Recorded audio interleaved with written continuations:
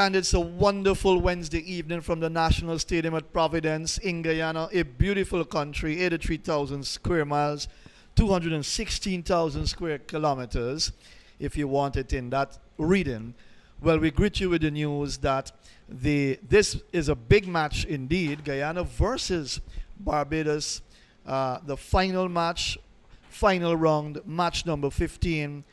Big match on, whereby Barbados lead the point standings, followed by Guyana, Trinidad and Tobago and Jamaica playing their final game today, ending on 9 points. Guyana on 9 with their final match now, so certainly a deciding the making here in terms of champions for the Cricket West Indies Women's T20 Blaze Tournament 2019. John Ramsing is alongside me. John, the players are out, the umpires and the players are out, the two batters are out already. Guyana winning the toss and electing to bat here in this final match. Certainly a big game on tonight.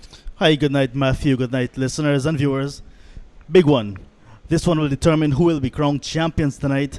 Guyana winning their last 3 matches on trot, and of course Barbados playing unbeaten. 12 points is a top of the table clash, really. 12 points to Barbados with a game in hand, and Guyana, of course, 9 points, losing 1 of their 4 matches. So it's a really big one, and Guyana have started with Melanie Henry, the wicketkeeper, partnering Tremaine Smart at the top of the order. Interesting move. I think they're going for attack in the power play. Right, so Melanie Henry will take strike. It's Connell, I believe, who will start from the far end. And we've got a third man on the boundary, backward point cover, extra cover, mid-off, mid-on, mid-wicket. There's a short fine leg inside the 30-yard circle and the mid-wicket on the boundary. Haley Matthews, the captain, is at straight mid-wicket. And then we've got a mid-wicket on the boundary. That's the field placement for you. So first delivery to be bowled by Shamilia Connell. She comes up now, she's in and bowls. And a big shot from Melanie Henry outside the line of the off stump, taken by the keeper, Kaisia Knight.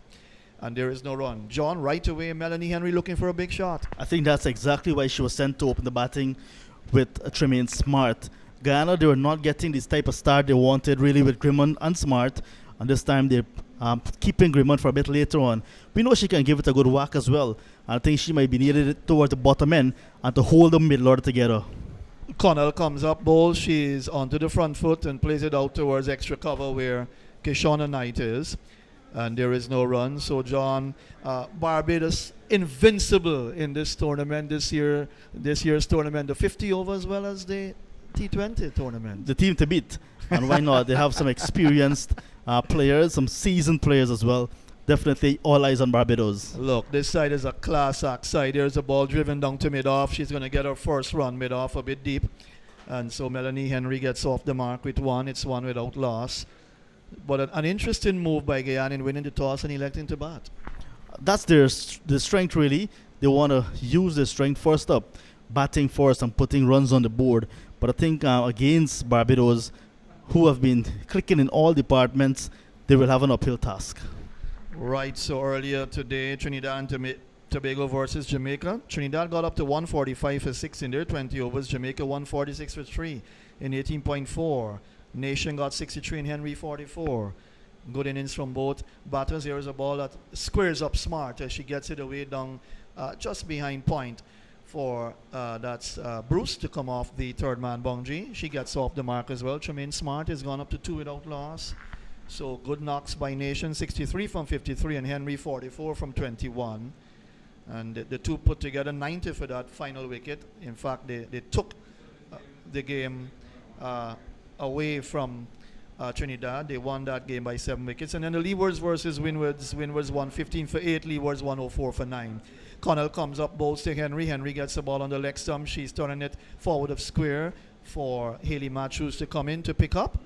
Let's watch for the signal. It's a leg that came off the pad and bounced away into the leg side. So that's 1 extra. It's gone up to 3 without loss. John.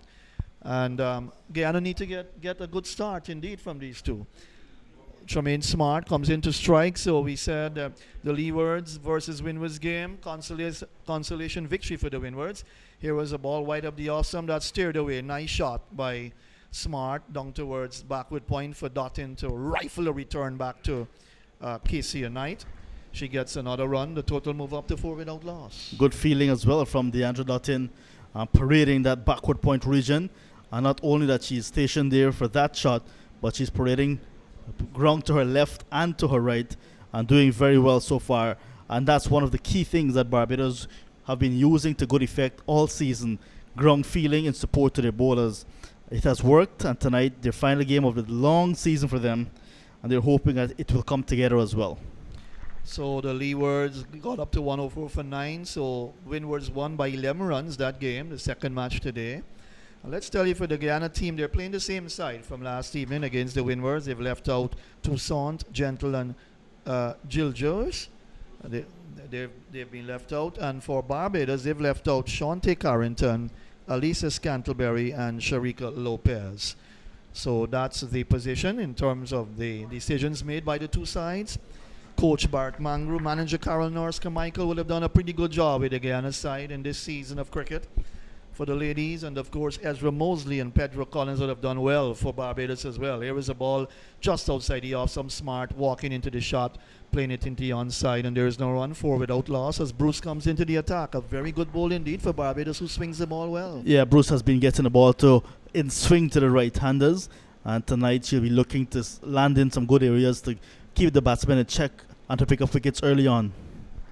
Shanika Bruce from the northern end of the ground, the media center end, goes past the umpire, that's Imran Mokan, and brings Smart forward as she plays it back along the track for the bowling or follow through to field. And there is no run. The umpire is for you, Imran Mokan, the Barbadian school teacher from Guyana, and Kelman Kaulasar from Trinidad and Tobago. He's been featuring a lot in this tournament as well, with Moses Ramphal, the Barbadian as well. He is the third umpire. Let's watch Bruce. She makes her way in, comes up, bowls a Smart. Smart gets a full toss wide of the off stump. She was reaching for it, and that got it on the underneath the bat, and it bounced away into the offside, and again there is no run. So short third man inside the circle, backward point cover, extra cover, and then we've got long on. There's a short straight mid wicket, there's a mid wicket on the boundary, and a short backward square, as well as a short fine leg inside the circle. Here is a ball that's down the leg side, looking to flick, missed the shot. Tremaine Smart, and one more wide, signaled by the umpire. So extras will go up now to 2, the total up to 5 without loss. John. Exaggerated inward movement once again for Bruce, and because of the way she started it, just on the line of leg stump, it went further down the leg. Good take from the wicketkeeper, the experienced Casey and Knight, down to her along the leg side. Shanika Bruce bowls, pitched up, nice shot. Bruce doesn't feel clean. The return comes in, hits the stumps, and she's been given out, run out. Tremaine Smart, would you believe it, coming through for the single, and has been given out, run out by Imran Mokan. So Smart goes run out for 2. I make it 2. John, Guyana off to a bad start. They're 5 for 1. Yeah, terrible start indeed. The ball was actually half stopped by the bowler on the follow through, and because pace was taken off of it, the field at mid-off coming wrong to her right just had a very short distance to aim to hit the stump, and she did so directly, one bump, and Tremaine Smart was coming through very quickly, but was not quick enough. From here on, the vantage point that we have, it certainly looked that she was out of her ground. A good decision made by umpire Imran Mokan, and Smart, the experienced batsman, is out already. Not the type of start that the Guyana team wanted, but Barbados will be happy with that, to see the back of the experienced Tremaine Smart. Right, so that return came in from Shea Carrington in the mid-off area to the bowler's end. And so Smart is gone via the run-out route. Not a good start for Guyana at all here. 5 for 1. This is a good game. And we've got a nice little crowd on hand in the green stand watching this match. As Shanetta Grimman comes out. So Grimman is out there in the middle now. Nevertheless, it's Melanie Henry's on strike. Here is a ball that's driven off the inner porch of the bat, down through forward square. She's taken 1. The fielder comes in and picks up nicely. That's Dotton, is it? Down on the mid-wicket boundary. Doing good service for her country. She's played very well in this tournament indeed. She's been in form with both bat and ball, and pretty good field, of course. You can't take anything away from the experience Deandra Dotton. She has served her country well, and has really brought them into a position that says that Barbados certainly has been very professional indeed in their approach in this year's tournament, both 50 over as well as the T20 tournament. Let's watch. That's Grimmon is on strike now and gets a ball pitched up, wraps. She's bowled. That's the type of delivery that you'll get Bruce to bowl, John Ramsing. It cut back in and hit the off stump. And so Grimmon goes for a duck. And Guyana now find themselves in a lot of trouble here at Providence in this evening encounter. They're 6 with a loss of 2. Disastrous start for Guyana. That ball got Grimmon playing and missing. It was a perfect delivery to get first up. The right-handed playing over that ball. Ball was well pitched up. With the inward movement that Bruce has been getting, she was not going to be there. But I felt that Grimmon should have had a look first at what Bruce was offering rather than trying to go for that big shot first up. And the result of that, not looking at what is up for in front of her, she lost her middle stump. Well bowled. Good going for Shanika Bruce. Good start for Barbados. Disastrous start for Guyana. And of course, John, the odds obviously would be in favor of Barbados. They haven't lost a match in this year's tournament in the 50 over nor the T20 Blaze tournament, so they haven't lost. Of course, it's predicted that you're supposed to lose a match. I'm not sure if that has always happened in the game of cricket, especially when you're on top.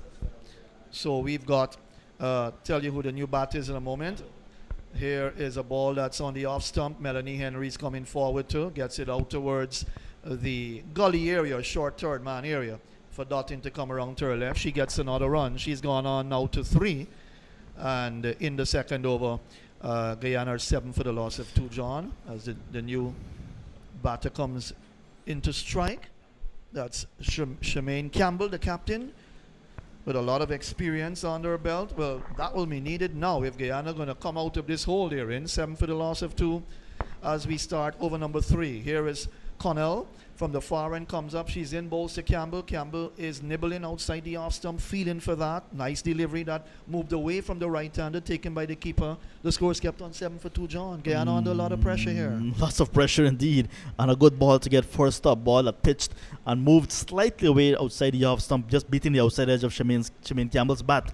And I think the reason Melanie Henry started with smart is so that they do not expose Shemaine Campbell too early. And of course, Grimmon came at number 3, but this plan backfired. And here's Shemaine quite early again in the innings. Here is Connell bowling wide down the leg side, and wide call by umpire Kelman Kaulasar. The score goes up to 8 for the loss of 2 in over number 3. It's CWI Women's T20 Blaze from Providence, and a big final. Well, you have to say it's a big final on, because Barbados with 12 points and Guyana 9, and playing their last match together here. Certainly Guyana would want to put up a good effort, but they've not started well thus far. 8 for 2. Here is Connell, comes up. She's in, bowls to Campbell. Campbell lets it go outside the off stump, taken by Knight, the wicketkeeper, and there is no run. So there are 2 pairs of twins in this Barbados side, if I'm correct. Yes. Shea Carrington and Shaunti Carrington. That's as well one. as the Knight sisters. That's right. Very nice indeed, John. And certainly these young ladies for Barbados would have performed very well in this year's tournament.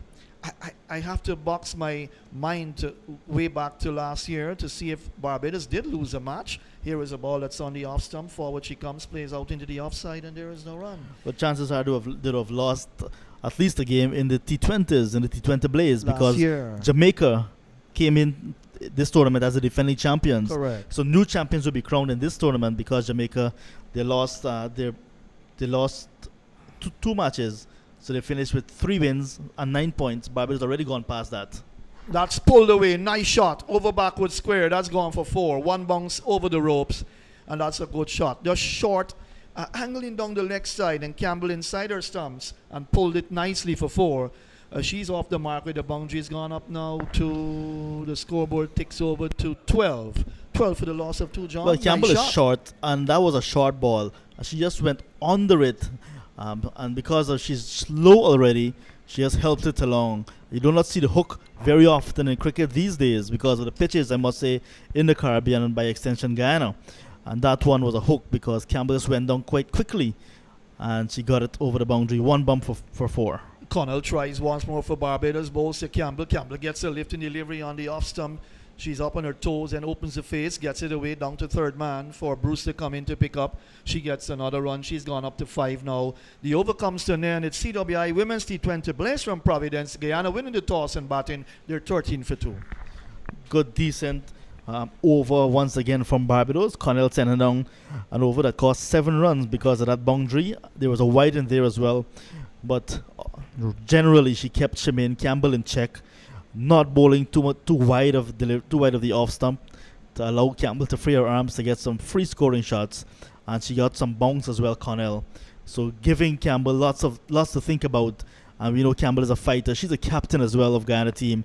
She'd want to be there to take her team to a decent total, competitive total, to give them an outside chance of winning this game.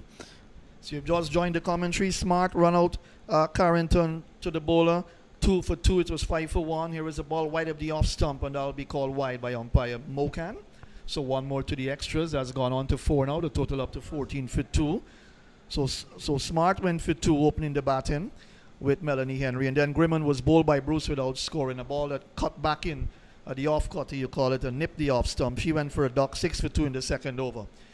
And Bruce, who was bowled very well in this tournament, goes past umpire Mokan and bowls to Campbell. Campbell is whipping it down towards long on for the fielder to come in to pick up from the long on boundary.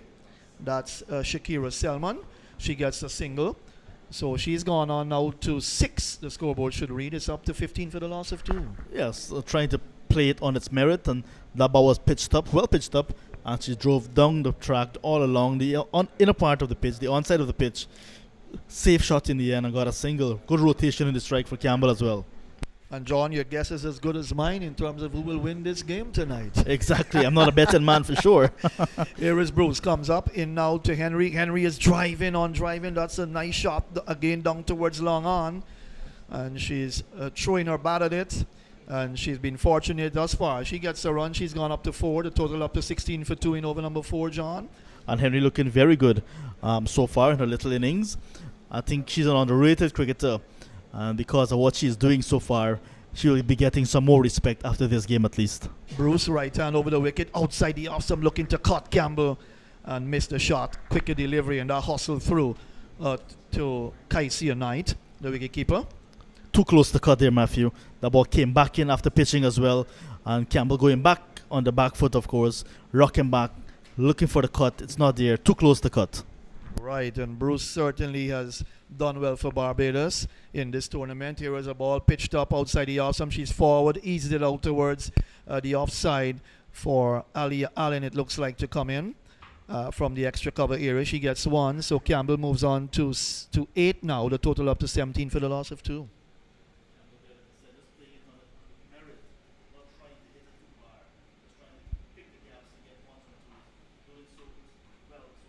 Bruce got 4 wickets in a game here at Providence. Here's a ball that's played down towards mid-off. Nice drive. And Melanie Henry gets another run. She goes up to 5. The total now up to 18 for 2. That was Barbados versus Jamaica, where she tore into the Jamaica batting lineup, and she got 4 for 16 in her 4 overs. Bruce. So 1 more to the total, 18 for 2. As Campbell comes back into strike on 8. Melanie Henry's on 5. 4 extras on the tins. 18 for the loss of 2. Here is Bruce. Once more. Just goes into that little hop and then goes in and bowls to Campbell. Campbell gets a good delivery on the line of the off stump. She's coming forward and playing it nicely out into the offside. 4 overs have been completed here at the National Stadium at Providence. Guyana winning the toss and batting. They're 18 for the loss of 2. It's CWI Women's T20 Blaze from Providence.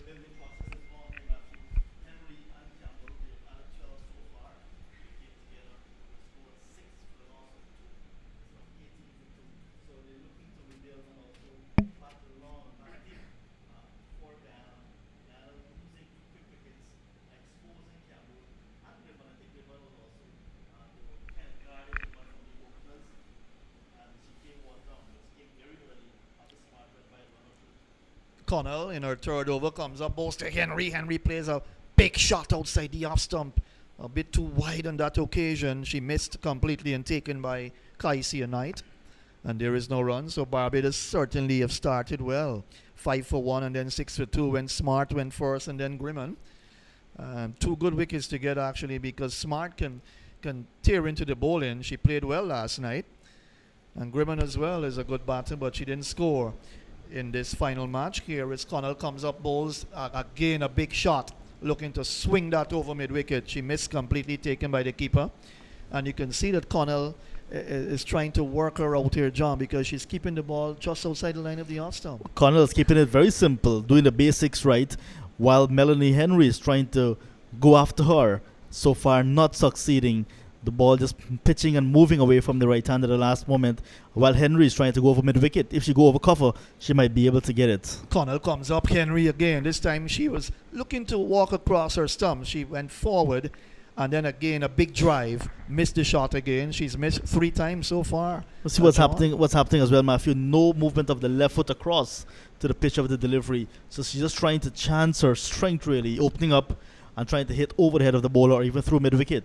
She'll be better advised to go over long off or even cover. Well, she certainly missed Henry. Here is a ball that strikes her on the pad, then comes away towards the short third man area. Deandra Dottin is pouncing on that very quickly.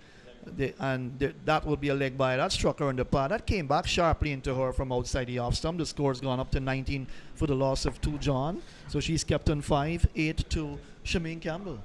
And the extras moving up to 5. But that probably hit her quite high on the pad as well for it to have gone so far down to short third man. Connell working up some pace here. Connell comes up to the Guyana captain, who is looking to force that through the offside. Missed the shot taken by Kaisia Knight. And again, this over's been a over of the misses. Well, it's certainly Miss Henry and now Miss Campbell. Well, I'll tell you what, Connell is keeping it very simple, just bowling that 4th, 5th stump line and forcing the batsmen to play, to go after her. Melanie Henry missed 3, got a leg by, and now Campbell played over that one as well. Look, Barbados has dominated both tournaments. Here is a ball wide of the off stump. That will be called wide on this occasion. 19 now for the loss of 2. Extras move up to 6. But certainly Barbados has dominated both the 50 over and the T20 tournament. They've been very professional indeed, John. Professional. You just want to know who can really beat them in this tournament. Yeah, I think the only team that can beat Barbados is Barbados. They've been very good in all departments and they've been very classy about it as well. That's a nice one, John. Here is Connell comes up. That's pulled away. Nice shot. Down through backward square. That's gone for 4. Inside her stumps was Campbell. And she pulled that nicely down towards backward square. She picks up a boundary to end the over. She's gone up to 12. The total has gone up to 24. I make it 24 for the loss of 2. 5 overs are being completed. Guyana winning the toss and batting here at Providence in the final match of this CWI Women's T20 Bliss tournament hosted in Guyana. Winning the toss and batting 24 for 2. Smart run out 2, 5 for 1, and Grimman bowled by Bruce without scoring. It's CWI Women's T20 Bliss from Providence. More from John than it will be in the G. Haley Matthews pretty much reading from the same script that she started the tournament with. Connell and Bruce starting and continuing for their 3rd over. It's Bruce coming now for her 3rd after Connell finishing her 3rd just now, as we say goodnight to Inderjeet. Good night, John. And this is Henry driving down towards long on. Good looking shot to Selman. She gets another single. So Henry will move on to 1. She has now gone on to 6. And the score will go on to 25 for the loss of 2. And you're looking rather bright tonight, John. What's the magic? The lights are on in all its glory. I don't think it's this light that we are looking, the artificial one. This is down the lake side, and it eludes the keeper as well. It's going to run down towards the fine leg boundary, and the umpire will signal wides.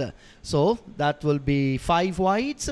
That will take the score now from 25 to 30 for the loss of 2. In fact, our commentary box tonight is blessed with the presence of Mistress Ramsing. That's the reason why you're looking bright, not the artificial light. Well, thank you very much, Sujit. I see you're very observant. Yeah, when you have a rose among the thorns, is always standing out. So the score says it's 30 for the loss of 2. Henry on 6. Campbell is on 11. We're in over number 6 being bowled by Bruce. Guyana winning the toss and deciding they're going to take first strike. There's a short third man. We have a square cover, extra cover. There's a mid-off and a short wide mid wicket, a short backward square as well. Bruce comes in, bowls to Campbell. She comes forward, drops it with soft hands down towards short mid wicket. Campbell gets another run. She moves on to 12. The score goes on to 31 for the loss of 2. And this is a very good partnership building up. Yeah, just 25 so far, but the value is very, you cannot really put a price to it so far because of the nature of it and the time they got together. Kind of lost 2 and 2, so it's a very good rebuilding partnership. And this is a wayward delivery here by Bruce, way outside the line of the off stump, and umpire Mokan is going to call a wide. So that will take it now on to 32 for the loss of 2. Guyana losing Tremaine Smart. She was run out by Shea Carrington for 2. It was 5 for 1. And then Shanita Grimmond, bowled by Bruce, playing down the wrong line. She didn't score, 6 for 2. Bruce comes into Henry, and she's driving away on the onside down towards mid-wicket. And Henry, she gets another run. She will now move on to 7, and that will take the score on to 33 for the loss of 2. Melanie Henry looking to get on with things, but not quite getting to the pitch of the deliveries. And so far, she's getting it all along the ground. But I think once she can connect in the middle of the bat, it will go flying. But so far, Bruce keeping it very simple and straight as well. She comes up once again, and this time to Campbell, and she's pushing at one outside the line of the off stump, and it goes by into the gloves of the keeper. There is no run. John, are you a little bit disappointed with the batting order of the Guyana lineup this evening? Well, what happened last night determined the structure tonight of the Guyana side. They wanted Campbell and Grimmond to bat a little bit lower, to shepherd the lower order, middle and lower order, and because of that, they asked Henry to open the bat in. And this is undriven down towards long on by Campbell. She now moves on to 13, and the score will go on to 34 for the loss of 2 in over number 6. When that happened, yes. Yeah, so in principle, it's not a bad idea really, but then it backfired because Smart did not do what she was expected to do, bat long, and to at least get some runs in the power play. And here is Henry. She comes forward, drives, gets it low down on the bat, down towards short forward square. She gets a single, Melanie Henry. She moves on to 8. 6 overs gone. Campbell is on 13. Guyana, they're 35 for the loss of 2. End of the power play.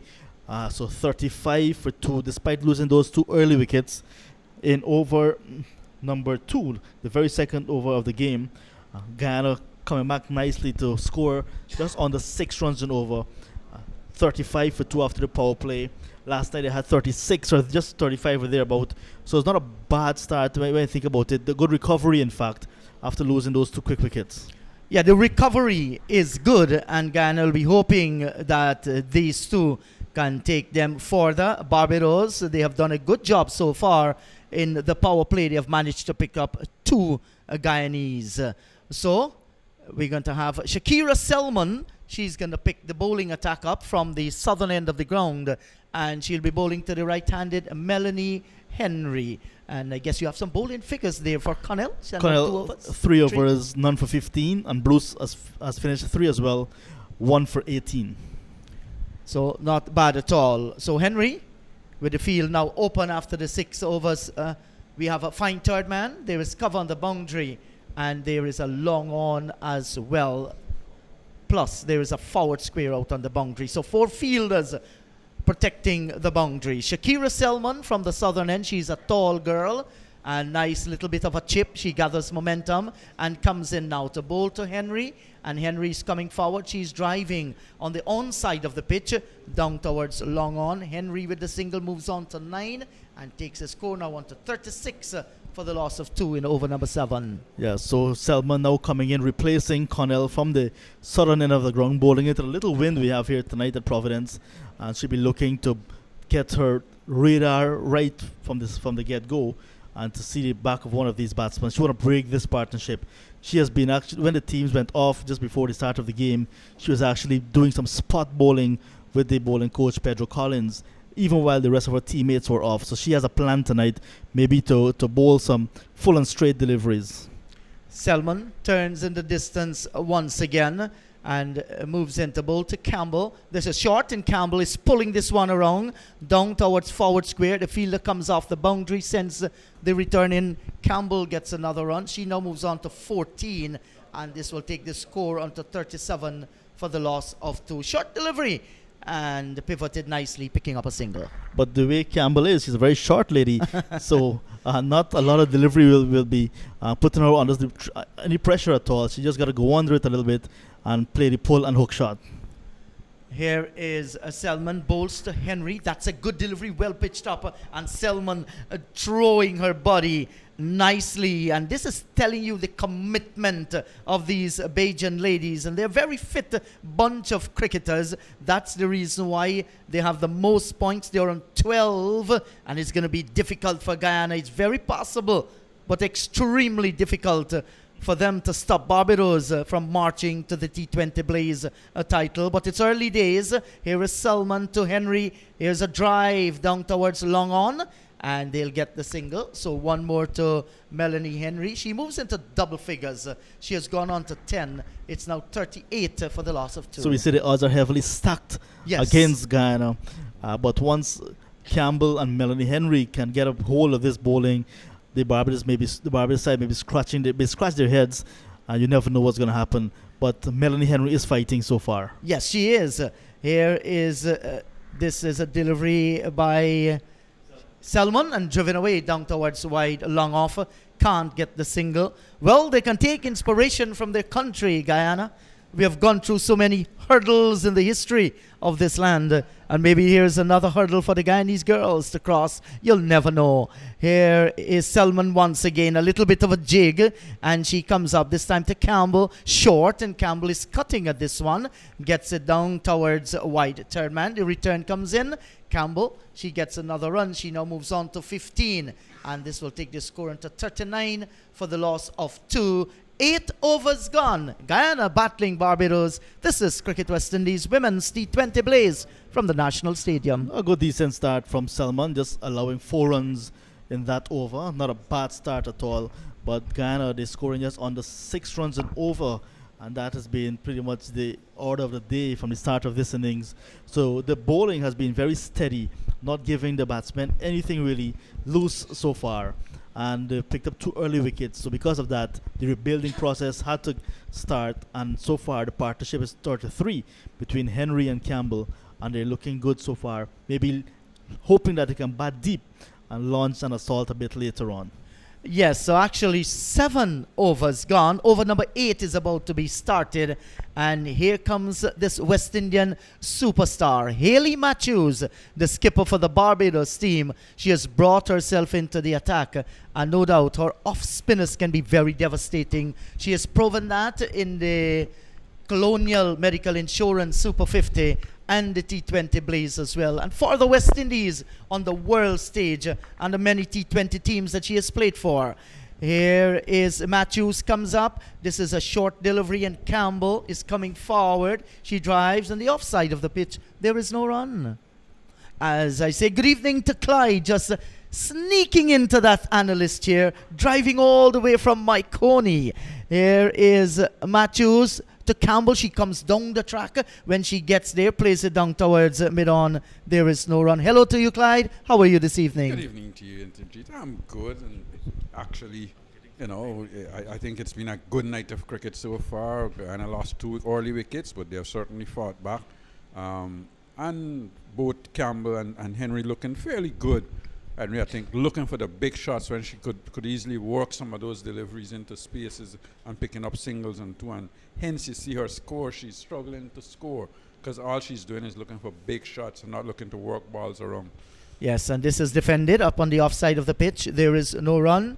Hayley Matthews to Charmaine Campbell, and she has kept it very quiet so far. Here is Matthews, comes in, bowls to Campbell. She was coming down the track. In fact, she did, and turns it away down towards a short backward square. The return comes to the bowler's end, and there was the right-handed Melanie Henry struggling to get through, but the return was a little bit too wide. That allows her to get in there. But 2 good-looking runs to Campbell. She moves on to 17. It's now 41 for the loss of 2. And that Campbell certainly pressed for that from the time she hit the ball. She knew it was 2.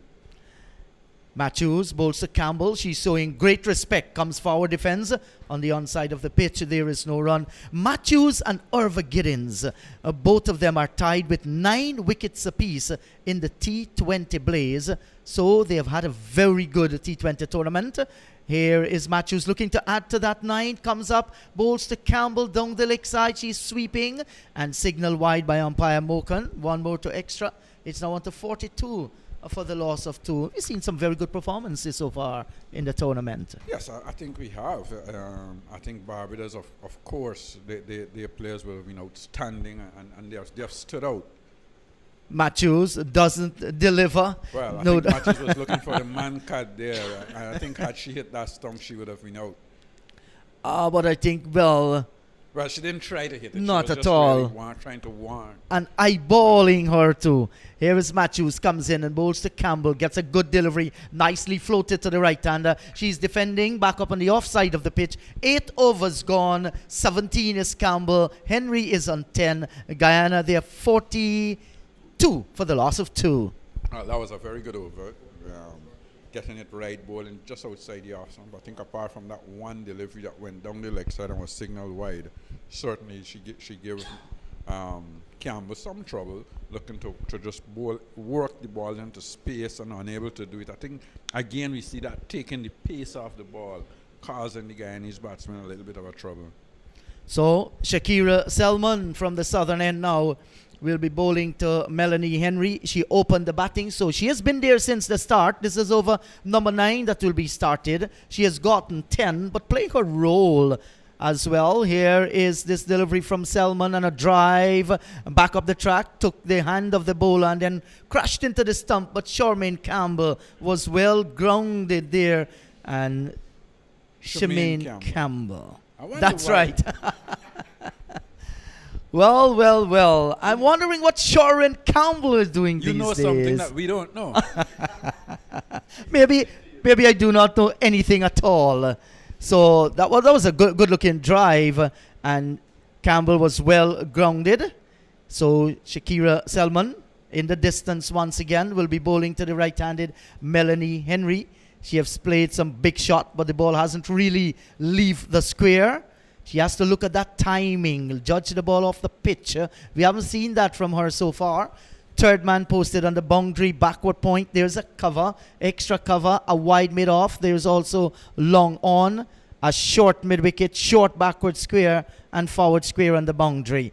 This is a delivery that is short, and it popped up into the offside field, but fell pretty safe down to where a silly point would have been, but nobody is there. Extra cover and the square cover keep running, as well as the bowler too. That was misjudged by Henry. Definitely, yes. I think what she was looking to do is probably run it down to a third man position. Selman bowls these slow balls, these off cutters, and when she does get the ball to grip, it would bounce and it stands up on the batsman. Here is Shakira Selman, comes up, bowls to Henry. She's driving, and it peels off the hand of Selman, who went down on the pitch. There is no run. So once again, she's very tight here, Selman. Very, very stingy indeed. Not giving anything whatsoever. And she's bowling to the game plan. She has been entrusted with the ball by her skipper, Hayley Matthews. Selman turns and begins to move in once again. Sees Henry tapping away. Comes up and bowls to Henry. That's a good delivery, beaten outside the line of the off stump. And it goes by into the gloves of the keeper. Well bowled. Yes, that was a good delivery. It was slightly short of a length. It was quicker than previous delivery. Henry not really moving her feet. I think she's just standing there and swinging at the ball. And I am wondering if she was sent in as a pitch hitter to open. Fine, I have no problem with that, with Smart. But I have a problem with Charmaine Campbell not coming in at number 3.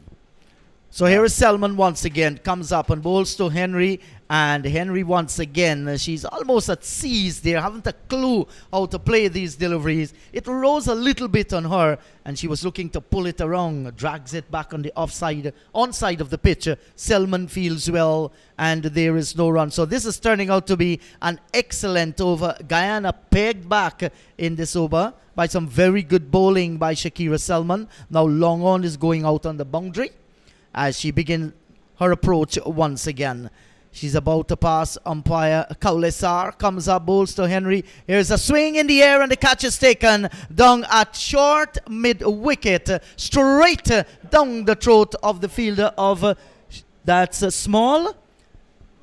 So the catch has been taken and she's going to walk back to the pavilion, Henry. She's gone for 10. Guyana 42 for the loss of 3 wickets. Good wicket for Barbados. Well, I'm not sure Barbados may be thinking that because Henry wasn't getting a bat onto ball at all. They were probably thinking we just need to keep her out in the middle because she wasn't getting away the delivery. She wasn't working deliveries into spaces. She was missing more than hitting. And that last delivery really was slightly short of her length, and she just more or less tried to hit it straight. I think, if I'm not mistaken, that may be Knight as well. Hit it straight to Knight, and she was out caught at the shortish mid-wicket for just. So I don't think she batted very well. She wasn't very smart in her approach. And I think what has happened now, more pressure has been put on Charmaine Campbell. Yes, certainly more pressure has been placed on her. And Gajnabi, she comes out into the middle. And in a moment, I know that John is going to tell us how many deliveries Melanie Henry faced. Matthews in over number 10 to the right-handed Campbell. She comes down the track, strokes it on the onside of the pitch. There is no run.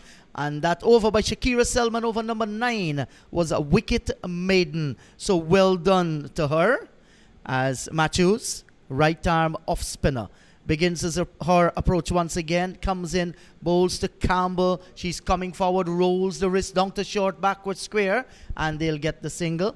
Campbell now moves on to 18. The score has gone on to 43 for the loss of 3. So while Campbell has been steady and rotating the strike, Henry wasn't able to do that. Gajnabi, she's a stroke maker, but they have to play very sensible cricket out here. What's the role she's going to adapt? And just survey the field for you. There's a mid-wicket. We also have a square leg on the boundary. There's a short backward square as well.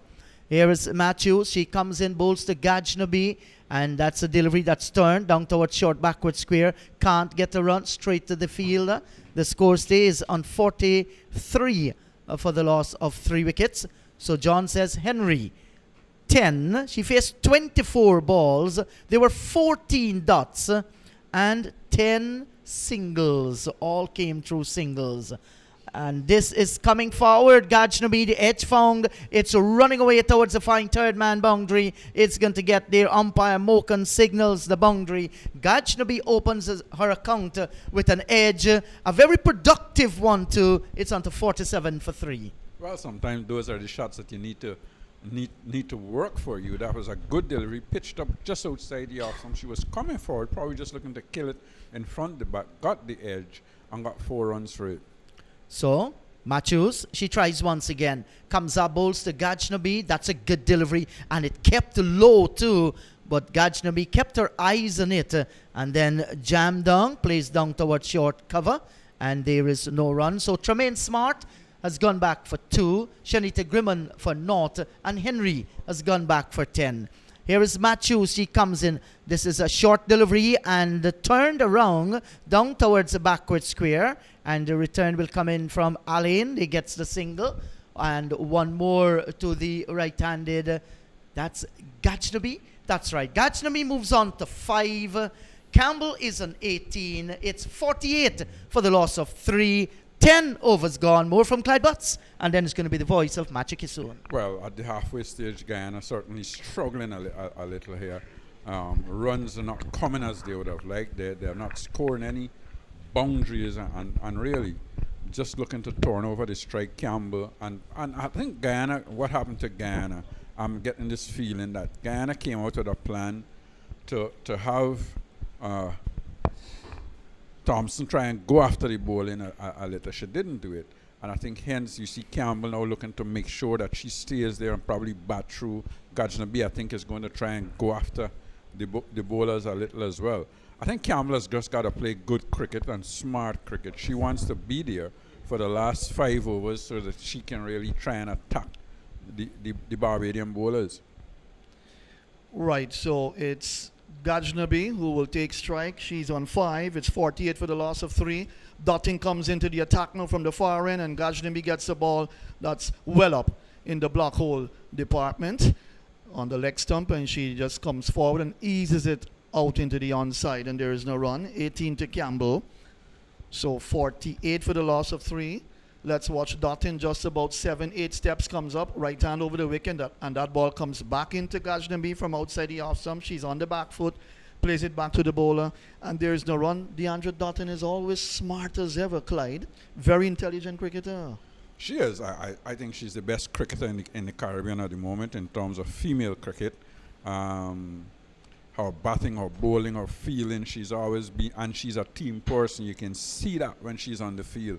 So I think she's definitely, in my opinion, the best cricketer in the Caribbean at the moment. Here's a ball that almost cut her in two, Gajnabi. That kept a bit low, hustled through to the wicketkeeper, Kaisia Knight. Gajnabi was on the back foot, didn't get a touch onto it. 48 for the loss of 3 in over number 11.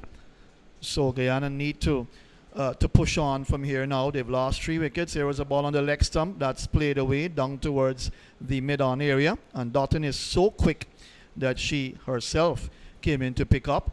Carrington didn't have any work to do. She just came across to maybe shadow in the event of Dottin not picking up cleanly. Dottin comes in once more. Gajnabi is driving down towards a mid-off wide where Connell is, and she's kept on 5. So here is where the Barbados bowling begins to get even more better because they tend to peg back teams in the middle order of the innings, or in the middle of the innings. There's a ball driven back to Dottin, and she's caught and bowled. That's She's so not. She simple. hit that into the ground, I think. Yeah, well, in fact, over. yes, sorry about that, listeners. So that's the end of the over. It's 48 for the loss of 3. I almost thought when Dottin threw the ball in the air that she took a catch. So 48 for the loss of 3. That was a maiden over, Clyde.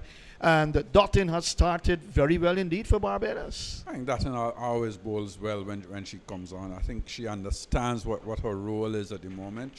She's not bowling as quick as we normally would see her, and in regional cricket, she's just coming a few steps, putting the ball in the right areas. I think she's got a little bit of a shoulder problem, and obviously she's protecting that shoulder. Over number 12 starts, strikes her on the pad, loud appeal, not out, says the umpire. That's Shemaine Campbell facing up to the captain for Barbados. So captain to captain, Hayley Matthews in her second over. 48 for 3, over number, well, her third over, so over number 12 in progress. Let's watch Matthews comes up. She's in both to Campbell. Campbell forward defensive, plays into the offside, and there is no run. She's kept on 18. 5 to Gajnabi. It's 48 for the loss of 3. I think what Campbell is doing is trying to be smart. She's trying to ensure that she's there towards the end. We haven't seen her play a shot in anger in this innings so far, and I think here is a ball that she's slicing in the air, and the catch taken by, looks like, Selman down at backward point. She came forward and was looking for the big drive, Campbell. It came off the edge, sliced in the air, and the catch taken. So Campbell goes. The Guyana big fish, the captain, has gone for 18, and the captain to captain, and certainly the Barbados captain winning the battle on this occasion, Clyde. It's 48 for the loss of 4. That's a big wicket to well, I get. must have put the curse on her, because I was just saying how well she's batting, rotating the strike, not playing any shot in anger. And in the very next delivery, she came charging down the pitch, probably looking to hit that over mid-wicket. Got the outer half of the bat. It went high in the air, and for easy catch for the fielder at point. That's bad cricket, especially when you have lost 3 wickets. You knew what happened last night, how the batting faded away towards the end. I think once Campbell and Smart went last night, you knew that, and you needed to just try and bat for a little longer. Probably ask Gajnabi to go after the bowling a little and try and stay there towards the end. Matthews has bowled brilliantly throughout this tournament. You just wanted to make sure you rotate. Probably took for 4 or 5 runs off of her, from her bowling, instead of trying to look to go over the top that early. Right, so she has struck Hayley Matthews, and she's done well in this tournament as well, the 50 over as well as a T20 tournament. She's come in and she's picked up very valuable wickets. Casey Thompson is a new batter. Here is Matthews, comes up, bowls to Thompson. Thompson is bowled. That turned back in the off break, and Casey Thompson, first ball, has been bowled by Matthews. She's gone for a duck, Clyde Butts. It's 48 now for the loss of 5. Well, that was a nothing shot, really. She just more or less didn't move her feet and just hung her bat outside the off stump. It spun back through the gate, and she was bowled. She didn't try to actually to get forward to play at the delivery. She just stood and played from her crease, and that's bad cricket. You need to try and come out, look to work, and ensure that there's not that gate so you can work the ball in the spaces. But she's gone, and well bowled by Hayley Matthews again, because that was pitched up outside the off stump. It spun back and hit the middle stump. It's what most bowlers would say is a classical off-spin dismissal. So Matthews is on a hat trick here, Clyde. I think last evening someone was on a hat trick. Who was it? I'm trying to remember that. It was Giddens who was on a hat trick. So, and of course it was averted. So Matthews will have a bowl at Cherry Ann Fraser. That's the new batter. She's a left-hander. Cherry Ann Fraser for you. Number 11 on her back. She played some spanking shots last evening to take Guyana up to 105 for 8 in their 20 overs against the Windwards. But Clyde, it's a different kettle of fish. It's a Barbados bowling attack that's very strong, and they've kept things very tight and put Guyana under a lot of pressure here after the first wicket fell with a score at 5 for 1, 6 for 2, 42 for 3, 48 for 4, and 48 for 5. So Cherry Ann Fraser, the left-hander, will do battle against the captain and gets a full toss that she doesn't put away. In fact, it came off probably the bottom of the bat and bounced away into the leg side. She's yet to score. 5 to Gajnabi. It's 48 for the loss of 5 in over number 12. Here is Matthews cutting between the umpire and the stumps. Wrong the wicket to Fraser. Fraser gets the ball on the middle stump. She's forward, looks for the drive. Doesn't time the ball well. It bounces up back the track for Matthews, the captain, to field. She's had a successful over where it's been a double wicket maiden for Matthews, removing Campbell first for 18, and Thompson the next delivery went for a duck, Clyde Butts. It's been a Barbados affair this evening. It's definitely been, and that was an excellent over from Matthews. She got the ball in the right area, pitched up outside off stump to the right hander, spinning back, and then the left-hander came. The first delivery was actually very full, and I think she must have just gotten a bottom edge, or else that would have certainly cannoned into her off stump, and then the next delivery beat her outside off stump. So well bowled by Matthews, and at the end of an excellent over. And John has just informed me that the last 5 overs produced 8 runs for the loss of 3 wickets, Clyde. So Barbados has been truly on top from the start of this innings. So looks like Dottin will continue. This is her second over. She comes up now. She bowls to Gajnabi, who gets a full toss and flat batted it back to Dottin. 1 bounce to her. 48 for the loss of 5. She didn't put that away, Clyde. Must be a bit disappointed with that. I think what she was looking to do is try and pull. I think it reached her quicker than she expected. Dottin balls that kept slow, that kept very low as it hustled onto Gajnabi, who played it well in the end. Came down quickly on that and pushes it out into the offside. I think what that thing is doing here is trying to hurry Gajnabi. She's running back to her mark, not giving Gajnabi a chance to think about what she's doing. Here is Dottin, comes up short, just short of a length. She's onto the front foot and slaps it down towards long off. And the fielder comes around to pick up to her left. So 1 more to Gajnabi. She's now gone on to 6. And the total finally limps to 49 for the loss of 5, Clyde. Well, I think what Gajnabi did there was decided she had to try something a little different. So she went charging down the pitch to Dottin. She didn't time it. She hit it out to mid-off. Wasn't timed very well. It just really trickled out to a long off position and got the single. And that's the first run for Guyana after 15 deliveries. Would you believe it? So 49 for 5 will limp into a 50 in over number 13. Let's see. Just a slight adjustments. Dottin ensuring that she has her fielders in their rightful positions. She's going to bowl round the wicket to the left-handed Cherry Ann Fraser, who is yet to score. Let's watch Dottin. Comes up. She's in bowls to Fraser. Fraser is wrapped in the pad. There is an appeal for a leg before decision. Not out, says umpire. Kelman Kaulasar. She's kept her knot, 49 for 5. Good I delivery think coming back she in. was hit outside the off stump. She was looking to play across the line, yes, but she was hit outside the off stump, and the umpire had no hesitation in saying not out. So she will settle. She's just looking at the field, Cherry Ann Fraser, as that's Selman who comes in to the cover position inside the 30-yard circle. That's wide down the leg side. And that will be an extra wide. So the Guyana 50 coming up via an extra. And the 50 now for the loss of 5 in over number 13, Clyde. What are you looking at in terms of a score for Guyana? Well, whatever it is from here, Guyana will be very disappointed in the sort of score they get in this game. 84 balls and 3 fours in that 50.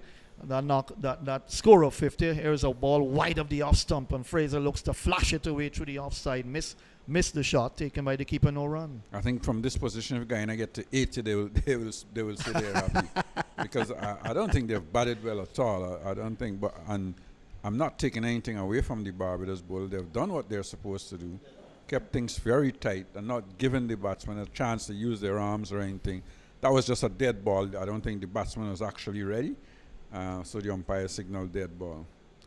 Right, so you're saying if they get up to 80, that will be good. I remember, Well, John. I don't say it would be good. I said that's Well, what that's what they would get. at this time. It will be. I know that good would for never them. be good, Clyde. That could never be good indeed. 50 for the loss of 5. The over comes to the end. It's CWI Women's T20 Blaze from Providence. They haven't batted well at all, and Barbados are arguably the best. Well, not even arguably, is the best bowling attack in regional cricket. And if you looked at what they have done throughout the tournament, both tournaments, you would see that their bowling has been on target. They have dominated the cricket, and looking at their batting too, they have been able to dominate the opposition. But certainly the bowling is the best bowling attack in the tournament, and the batting may well be the best batting lineup in the tournament when you've got Deandra Dotting and Haley Matthews in your batting lineup. Yes, Stephanie Taylor may be playing for Jamaica, a Campbell for Guyana, but I don't think they have that sort of backup that these two girls have. Here is Matthews bowling her final over to Gajnabi. The right-hander who is defensively forward turns it into the onside. Picked up by Daniela Small. In fact, Charlene Tate at short straight mid-wicket, and there is no run. Let's watch Matthews over number 14 in progress. She's on the back foot, whips it out to that's Tate again, down a short mid-wicket, and there is no run. But John said last night against the Windwards, Guyana would have got up to 140. They limped to 105, Clyde. So if they do get to 80, well, that would be interesting. Here is a ball that's given some air, that's whipped nicely in the air over the wide mid-on area. A little bit of misfeeling by Dottin, but nicely backed up by Selman coming around from the long-on area. And the batters come back for 2. So two prized runs to Guyana as they move up to 52 for the loss of 5. Yeah, and that shows a team effort from Barbados as well, because Dotting, your best fielder, was coming around, just juggled it a little. Selman realizing that what was going on, she was always supporting, always running behind Dotting just in case she had missed that delivery. That's team. That's what team does. That's what field insides are supposed to do.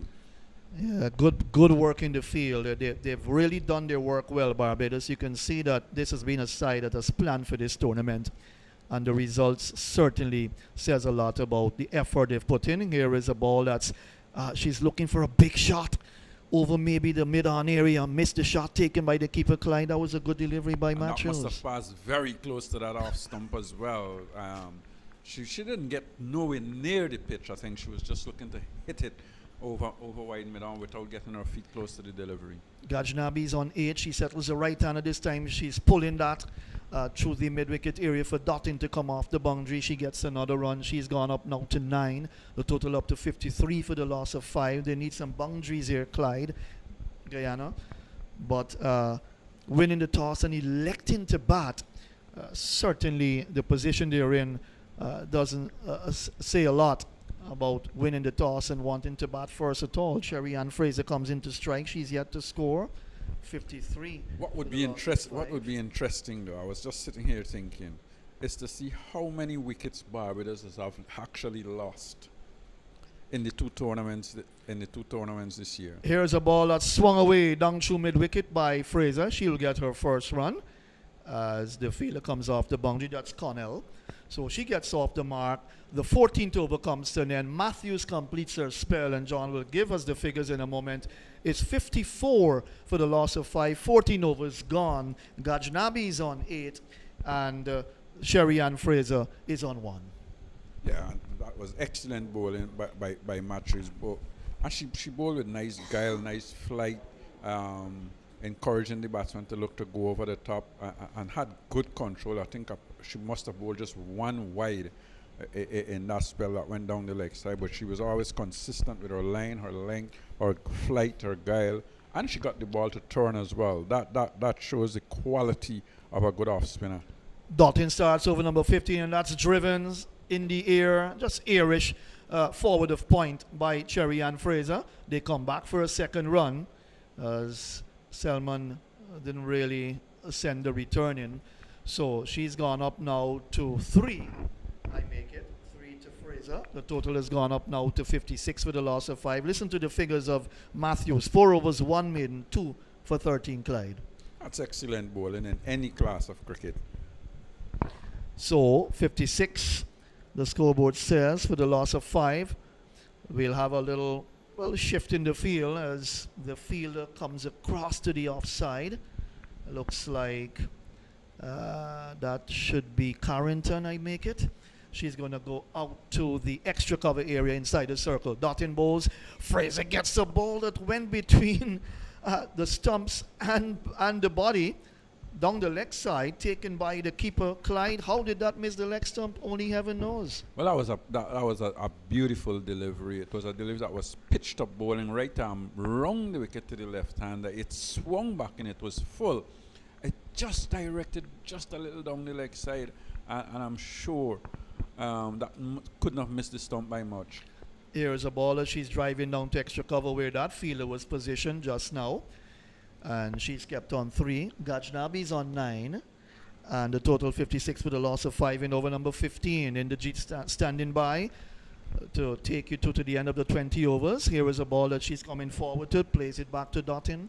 Again, no chance of a run. 56 for 5. So Barbados have kept Guyana in check here. When the first wicket went with the score at 5, then it was 6 for 2, 42 for 3, 48 for 4.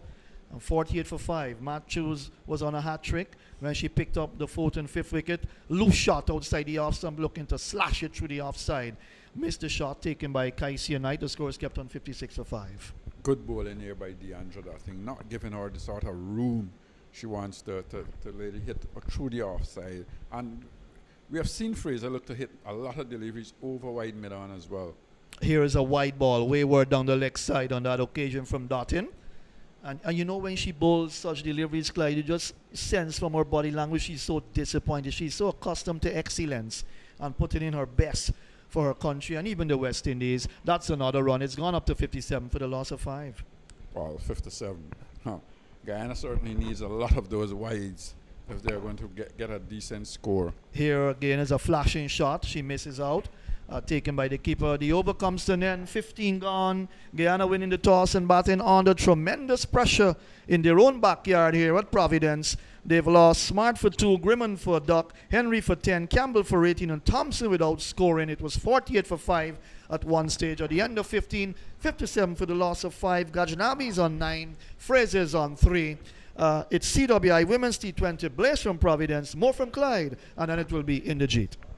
Well, after 15 overs, I think Barbados are very happy with the way how things have gone for them. They're from the second over when they got those 2 wickets, Smart run out, and Thompson was it, but no, Millington bowled. I think they have been in the drive seat. Grimman bowled, sorry.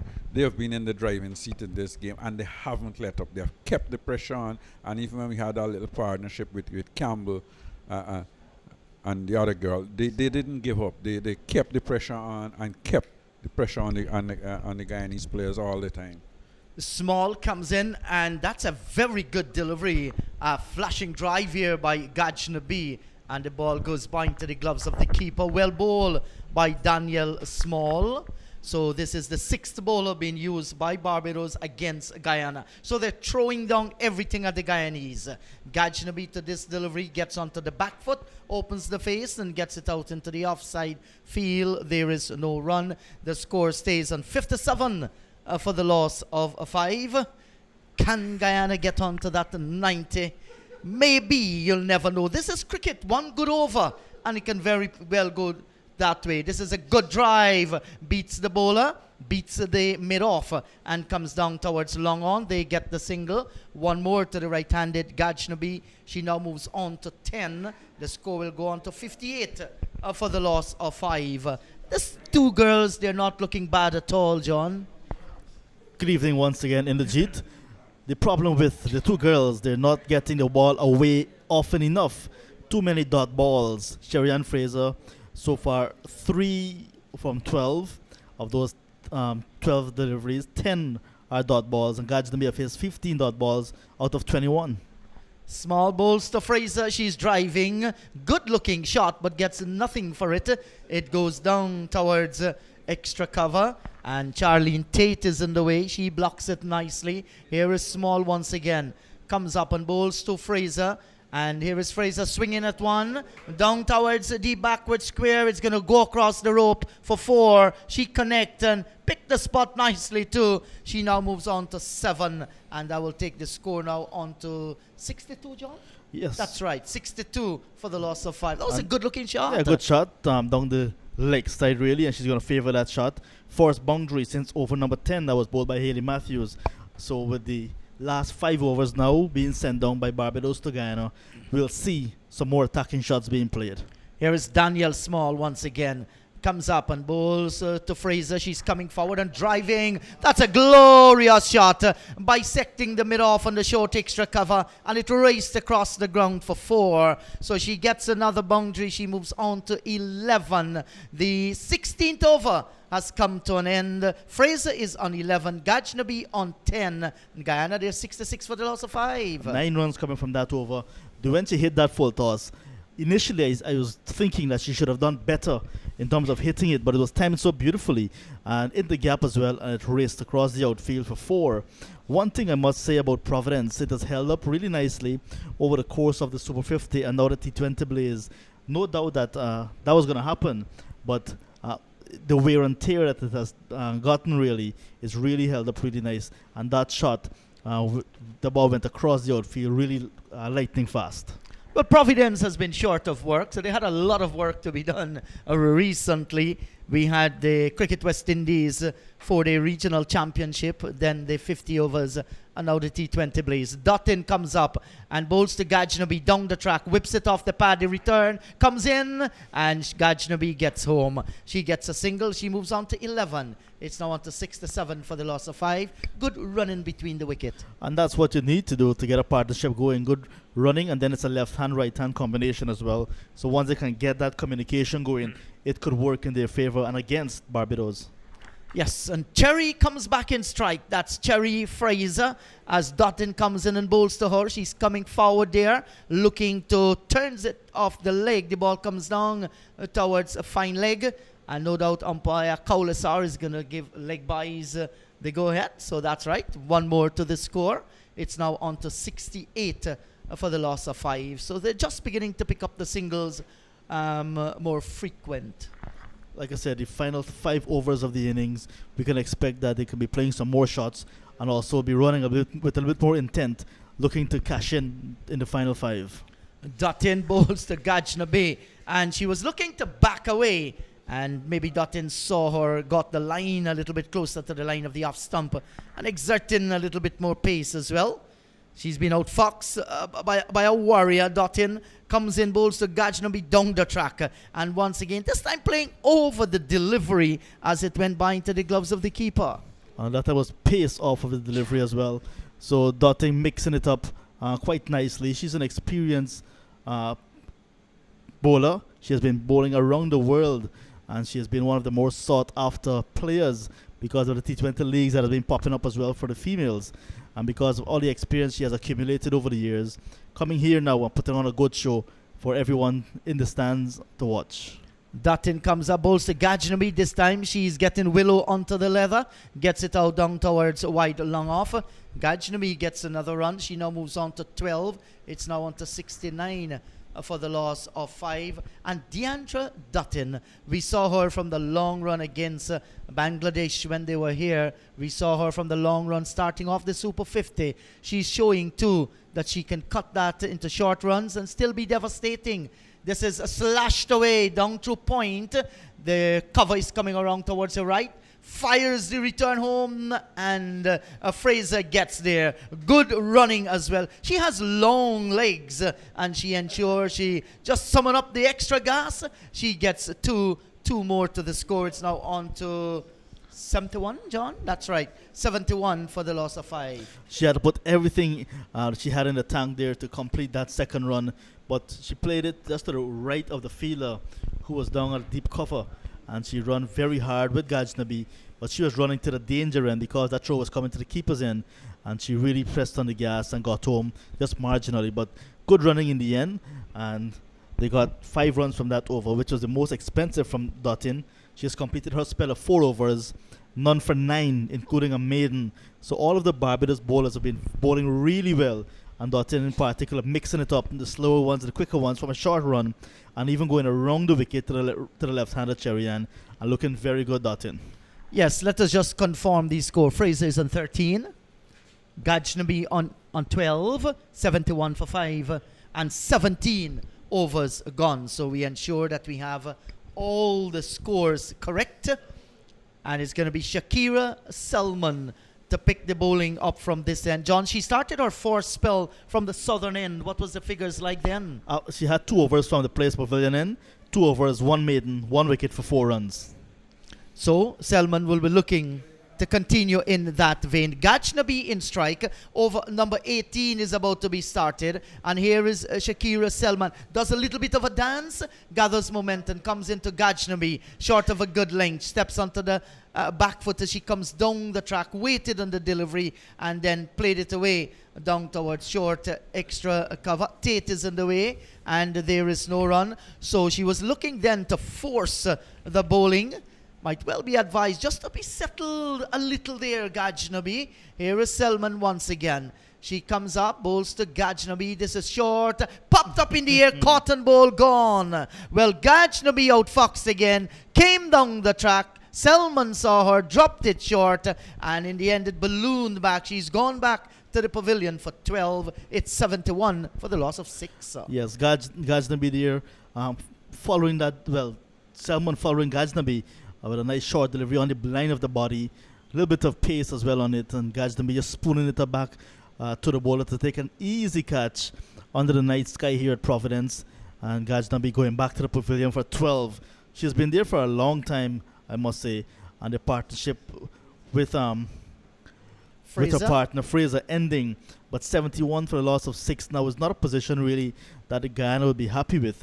But Barbados, who has a very good batting lineup, like we all know, they'll be happy to take that any day, and especially in this match here, the last match of the tournament. It goes to show the fitness as well of Barbados. They're coming in, running it very hard, and landing in good areas still, even in the last match of a very long season. Really good fitness and a really good, well-oiled unit, I must say, the Barbados side. Yes, certainly. So Orva Giddens has come out into the middle. She knows she has a bowling job to do. And to make it a little bit more easier when she bowls, she will need to score some runs here this evening. And Shakira Selman is going to come around the wicket to the left-hander. She moves in, comes up, bowls to Giddens. This is a good-looking drive down towards wide mid-off. Hayley Matthews knocks it down. Orva Giddens is off the mark with 1. It's now on to 72 for the loss of 6. Giddens getting the single, handing back the strike to the left-handed Fraser. A nice wide half volley to up to Orva Giddens first up, and she will take that because she's an experienced player as well. She's been around for quite some time. She's off the mark. She will chance her arms here as well, looking for some big shot. Not sure how much she'll be able to get away because after this, just 2 overs to go. And the way that the Barbados side has been feeling and showing good support to the bowlers, she will have her work cut out. So she retakes her guard, scans the horizon, goes into her stands and sees that Shakira Selman is on her way. She bends and straightens now This is a short delivery, beaten outside the line of the off stump and keeping low as well. Yeah, that's first sign of the balls keeping low here at Providence. And that one not getting up, maybe just about 3/4 way on that stump as it was passing the off stump of Cherry and Fraser through to the keeper, who had to really take it on the bounce. So that's 2 pace wickets so far we're seeing. Something that both teams will be looking at in the second half of this game. Yes, should be of some concern to Barbados. They have a very strong batting lineup, and the scoreboard, the score on the scoreboard isn't saying it's a huge total as of now. As we watch, Shakira Selman once again does her little jig and then steps into her approach. Comes up, bowls to Fraser. A big drive again outside the line of the off stump. And this just moved the shade away from the left-hander as it went through into the gloves of the keeper. And once again a dot ball, and this will continue to hurt Guyana. And once again, no movement of that front foot to the pitch of the delivery. Just trying to go for the big shot and losing her shape as well, and almost lost her stump. Selman begins once again. She races in, comes up, bowls to Fraser, and Fraser is driving away nicely, brings the cover away from the boundary. Deandra Dottin, she races in, sends the return in. One more to Fraser. She has gone out to 14, and they will take Guyana on to 73 for the loss of 6. 18 overs gone, 73 for 6. Giddens is on 1. Fraser battling. She's on 14. This is Cricket West Indies Women's T20 Blaze from the National Stadium. My colleague analyst, the experienced Clyde Butts, earlier said Guyana may get up to 80 runs, which will not be enough really in a big game like this. But they're on course for 80, I must say. Last night when Smart and Campbell were batting, I said 140 will look really good, especially against the Windward Islands, not to take anything away from the Windwards. But eventually Guyana got 105 and they won with that. So let's see if Clyde Butt's prediction of 80 is going to be sufficient for Barbados to be bowled out and Guyana to win, or if what I did last night was good enough to trump Clyde Butts. Well, that's all speculations. You never know what can happen. But I want to believe Guyana is going to get a little bit more than that 80. They're going to get some runs in this over.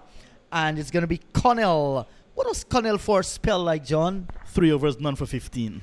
That's 5 runs and over. So they can get 5 from this one. That will take them from 73 to 78. They're going to get up to that 80 in the next over. So maybe Clyde Butts is right on target. So here is Connell. And she prepares. She's going to come round the wicket to the left-handed Fraser. There's a fine third man and a long leg as well. Bowls to Fraser, drives outside the line of the off stump. It kept low. It went by into the gloves of the keeper. She was beaten for pace there as well. Yes, but she would be better advised as well to try to reach the delivery rather than just trying to hang her bat out. And the experienced Connell coming around the wicket, trying to angle the balls into her wicket, will be winning the battle more often than not if Cherry Ann do not try to reach the deliveries on the front foot. Connell comes up to Fraser. She's driving in the air down towards cover. It fell very safely and they'll get this single. So one more to Fraser. She has gone on to 15 and they will take the score now to 74 for the loss of 6. Was looking to do much better with that one. Definitely, and because she reached that one, same thing will be applying to Orva Giddings, who's also a left-hander, and Connell, who's figures do not suggest the way she bowled in her first spell, because she actually was beating the outside edge of the batters more often than not. None for 15 in her first spell. She was a bit unlucky, but I think if Orva Giddings and Cherry Ann Fraser continue to play the shots that they're playing, they might very well give Connell her first wicket tonight. So let's see now. There was a long discussion between Haley Matthews and Connell. And now they're going to go back to their respective positions. So no real changes in the fielding position. Here is Connell. She's coming in now to bowl to the left-handed Giddens. And this is a short delivery. And Giddens looking to pull it around. And the ball cannons into the pad. And it went just in front of him. Well bowled, Connell. Well bowled, trying to bowl as full as possible to the batsman. And Orva Giddings not getting bat on ball. And there you see Connell running back to the top of her mark, trying to not give the batsman a breather at all and rush at her. So Giddings will have to bring her A game. Here is Connell once again, comes up and bowls to Giddens, and she's driving and not getting it the way she wanted again. Straight back up the track for Connell to field, and there is no run. And even in the closing stages here, with still 4 wickets standing for the Guyanese, a dot ball continues to make the headlines in the scorebook. Here is Connell once again. She is thinking highly of her performance, and she has done well. Bowls to get in. She's driving, taking on the pad. There's an appeal. The ball squirts down towards fine third man. The return will come in, and umpire Kaulasar is going to signal leg byes. So 1 more to the score. They're now on to 75 for the loss of 6. Perhaps that ball doing a bit too much to Orva, and because of that, umpire Kaulasar says not out. And maybe if you can look at the replay, yes, doing a little bit down the leg side maybe, and Orva getting survives. But dot balls really and singles, not what Guyana want at this stage. Connell comes in, bowls to Fraser. She's driving and bowled. The off stump knockback. Fraser walks away. Bowled by Connell for 15. Guyana 75 for the loss of 7 in over number 19. Like I said, once Connell bowled round the wicket, these two left-handers who are pretty much losing their shape, exposing their stump, Connell will be able to get a wicket. And exactly that. The last ball of her spell, she got the wicket of Cherry and Fraser. Fraser batted for quite some time for her 15. We can say in the context of the innings, she has done well, but she needed to turn some of those dot balls into singles at least, rotate the strike some more, and as a result of that, Guyana now 75 for the loss of 7, and not looking very good at all. Had high expectations because the laws of failing really were against Barbados. They really people were saying that Barbados will have a bad game tonight, and that's not to be. Guyana, they're having a worse game, really. So, definitely Barbados all over Guyana. And like I said 2 nights ago, like a disease, like a skin disease. Well, they need to see a dermatologist, and they have to get that very quickly to correct it, because it's been a poor batting performance indeed by the Guyanese. They've interfered a little with the batting lineup, and maybe that has interfered with the progress of the batting as well. Here is Selman. She comes in and bowl. That's a short delivery, and this is tugged away by Giddens down towards mid wicket, and they get the single. Giddens, she gets another run. She moves on to 2. It's now on to 76 for the loss of 6. The new batsman is Flafiana Millington. Not lots of runs under her belt from that bat. That bat seems a very brand new bat still, so I don't think they'll be expecting a whole lot from her.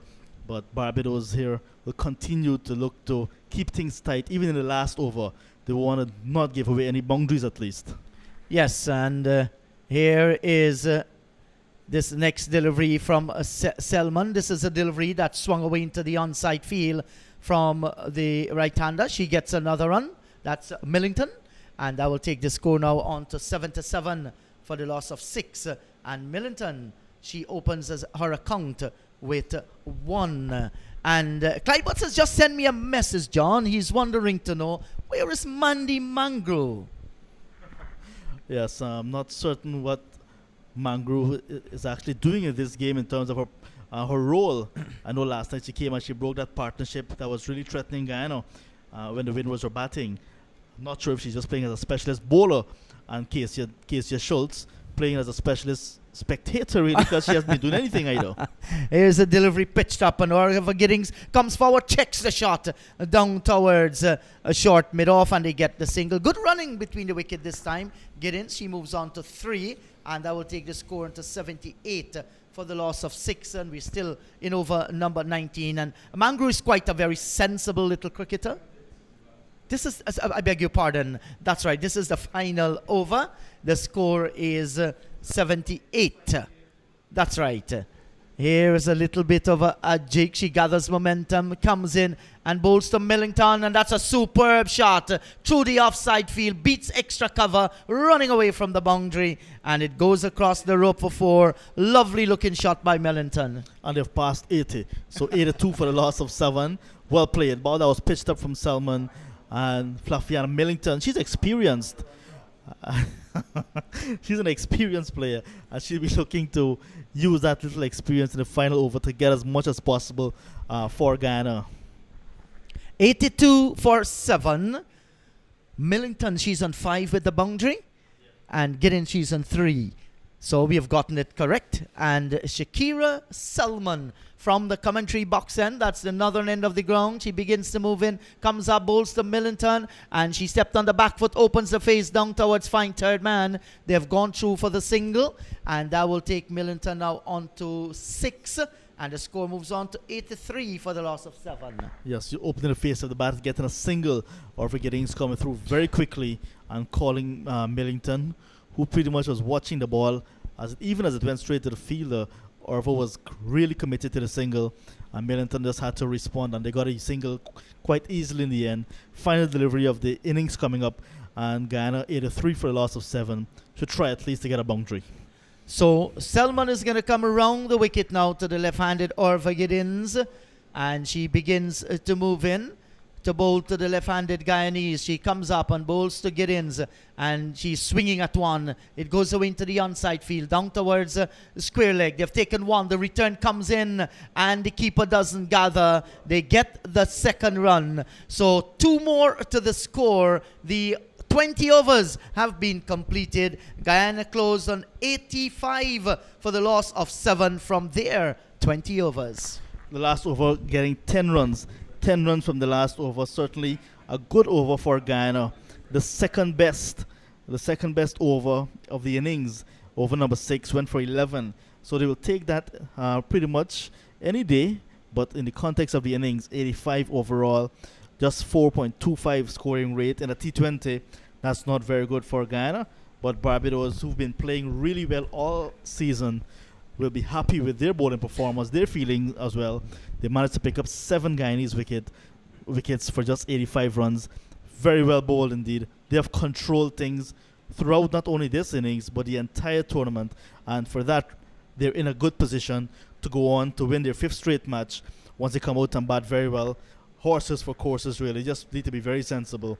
And they can get there quite easily without even the dotting factor coming into play. Yes, they should believe in themselves and ensure that their ground feeling and their catching should be the best in the tournament this evening if they're going to defend that 85. So, John, you're going to run through the scorecard for us and you're going to tell us about the bowling figures as well. Henry, 10. She was actually caught by Carrington off Selman. Tremaine Smart run out. She was forced to go for 2. Grimman bowled first delivery by Bruce without scoring. Campbell, she was there for 28 deliveries. Caught by Kishonna Knight off the bowling of her opposite number, Haley Matthews, for 18. Gajnabi stuck around for a while. Caught and bowled Selman for 12 from 27 deliveries.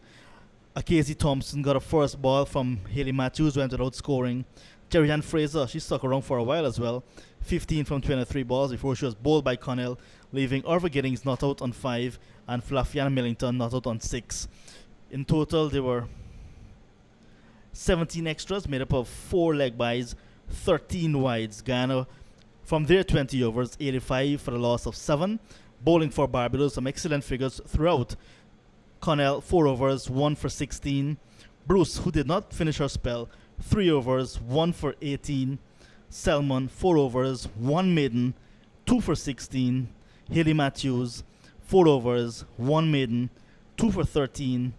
Deandra Dutton, 4 overs, 1 maiden, 9 runs, no wicket. And Dania Small, the 1 over for just 9 runs, the most expensive. But all in all, very good bowling from Barbados. And the Matthews figures 4 overs, 1 maiden, 13 runs, 2 wickets, to now become the leading wicket taker in this year's T20 Blaze tournament, going past Orva Giddings, who also had started this match with 9. And it would be left to see if Orva can come to equal that or even better that when Guyana have the opportunity to bowl to Barbados in another few minutes. Yes, and if they're up to the challenge, you never know. She bowled pretty well the other night, Orva Giddins, when she did trouble the Windward Islands batting, and she will be coming out back here tonight and looking to get the ball in the right spots. 85 for the loss of 7. It's not a huge total by the Guyanese, but certainly they should come out here and make a very good effort in trying to defend that. It's not going to be easy. Barbados is an excellent all-round team. There's some top-class batting. Haley Matthews, Deandra Dutton, the two Knight sisters, they're excellent players as well. My own humble opinion is Guyana might very well have their work cut out here tonight, but this is cricket. We have seen so many twists and turns in this wonderful game. The umpires, they're having the light roller being rolled on the pitch. They're, of course, supervising that. And in another couple of minutes, we're going to have the Barbados team batting out in the middle. So let me remind you that Guyana won the toss and they decided that they're going to take first strike here tonight. If you have just joined the broadcast, Tremaine Smart, she made 2. Shanita Grimond didn't score. Melanie Henry, 10. Shemaine Campbell, 18, and that happens to be the top score. 17 extras just behind that. And then Casey Thompson, she didn't score. Gajnabi made 12. Fraser, 15. Millington was left not out on 6. Giddens, not out on 5. 17 extras. 85 for 7. Matthews, 2 for 13 to take her tally onto 11 wickets in this tournament. Selman, 2 for 16. Bruce, 1 for 18. Connell, 4 overs, 1 for 16 as well. Dutton did not pick up a wicket. Very economical, 4 overs for 9 runs.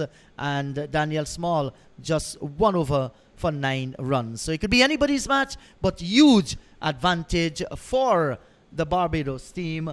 John, what kind of approach you think Guyana should do here tonight to ensure that they pick up an early wicket? As you share your thoughts, it's going to be Pastor Matthew Kisoon to join John Ramsing. Well, tell you what, the only way Guyana can actually win this game is if they bowl out Barbados.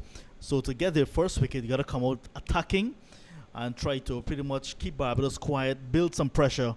And once they can do that, they can create the opportunity. And once the opportunity is created, they got to take it because, you know, sometimes the opportunity will go, the ball will be taking the edge or any part of the bat going to hand, and the fielder will not support the bowler. So if the Guyana team can come out confident and run hard at the Barbados openers at least, and then get that initial breakthrough, they'll be looking to take it from there. So they must come out all guns blazing, really, Guyana, trying to land in the perfect areas, trying to build the pressure, and try to get that first wicket and take it from there.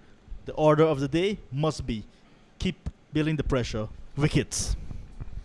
Yes, I do agree with you, John. And it's going to be interesting to see, too, how Shemaine Campbell handles her charges out in the middle, her field placement as well. Because when Haley Matthews comes out there in the middle, she's going to open the batting more than likely. She might very well pierce the offside field to perfection. It's going to be very interesting how she sets that field. Yes, I do agree with you. But some of the Guyana feelers, I just need to look at it as the last game and go hard.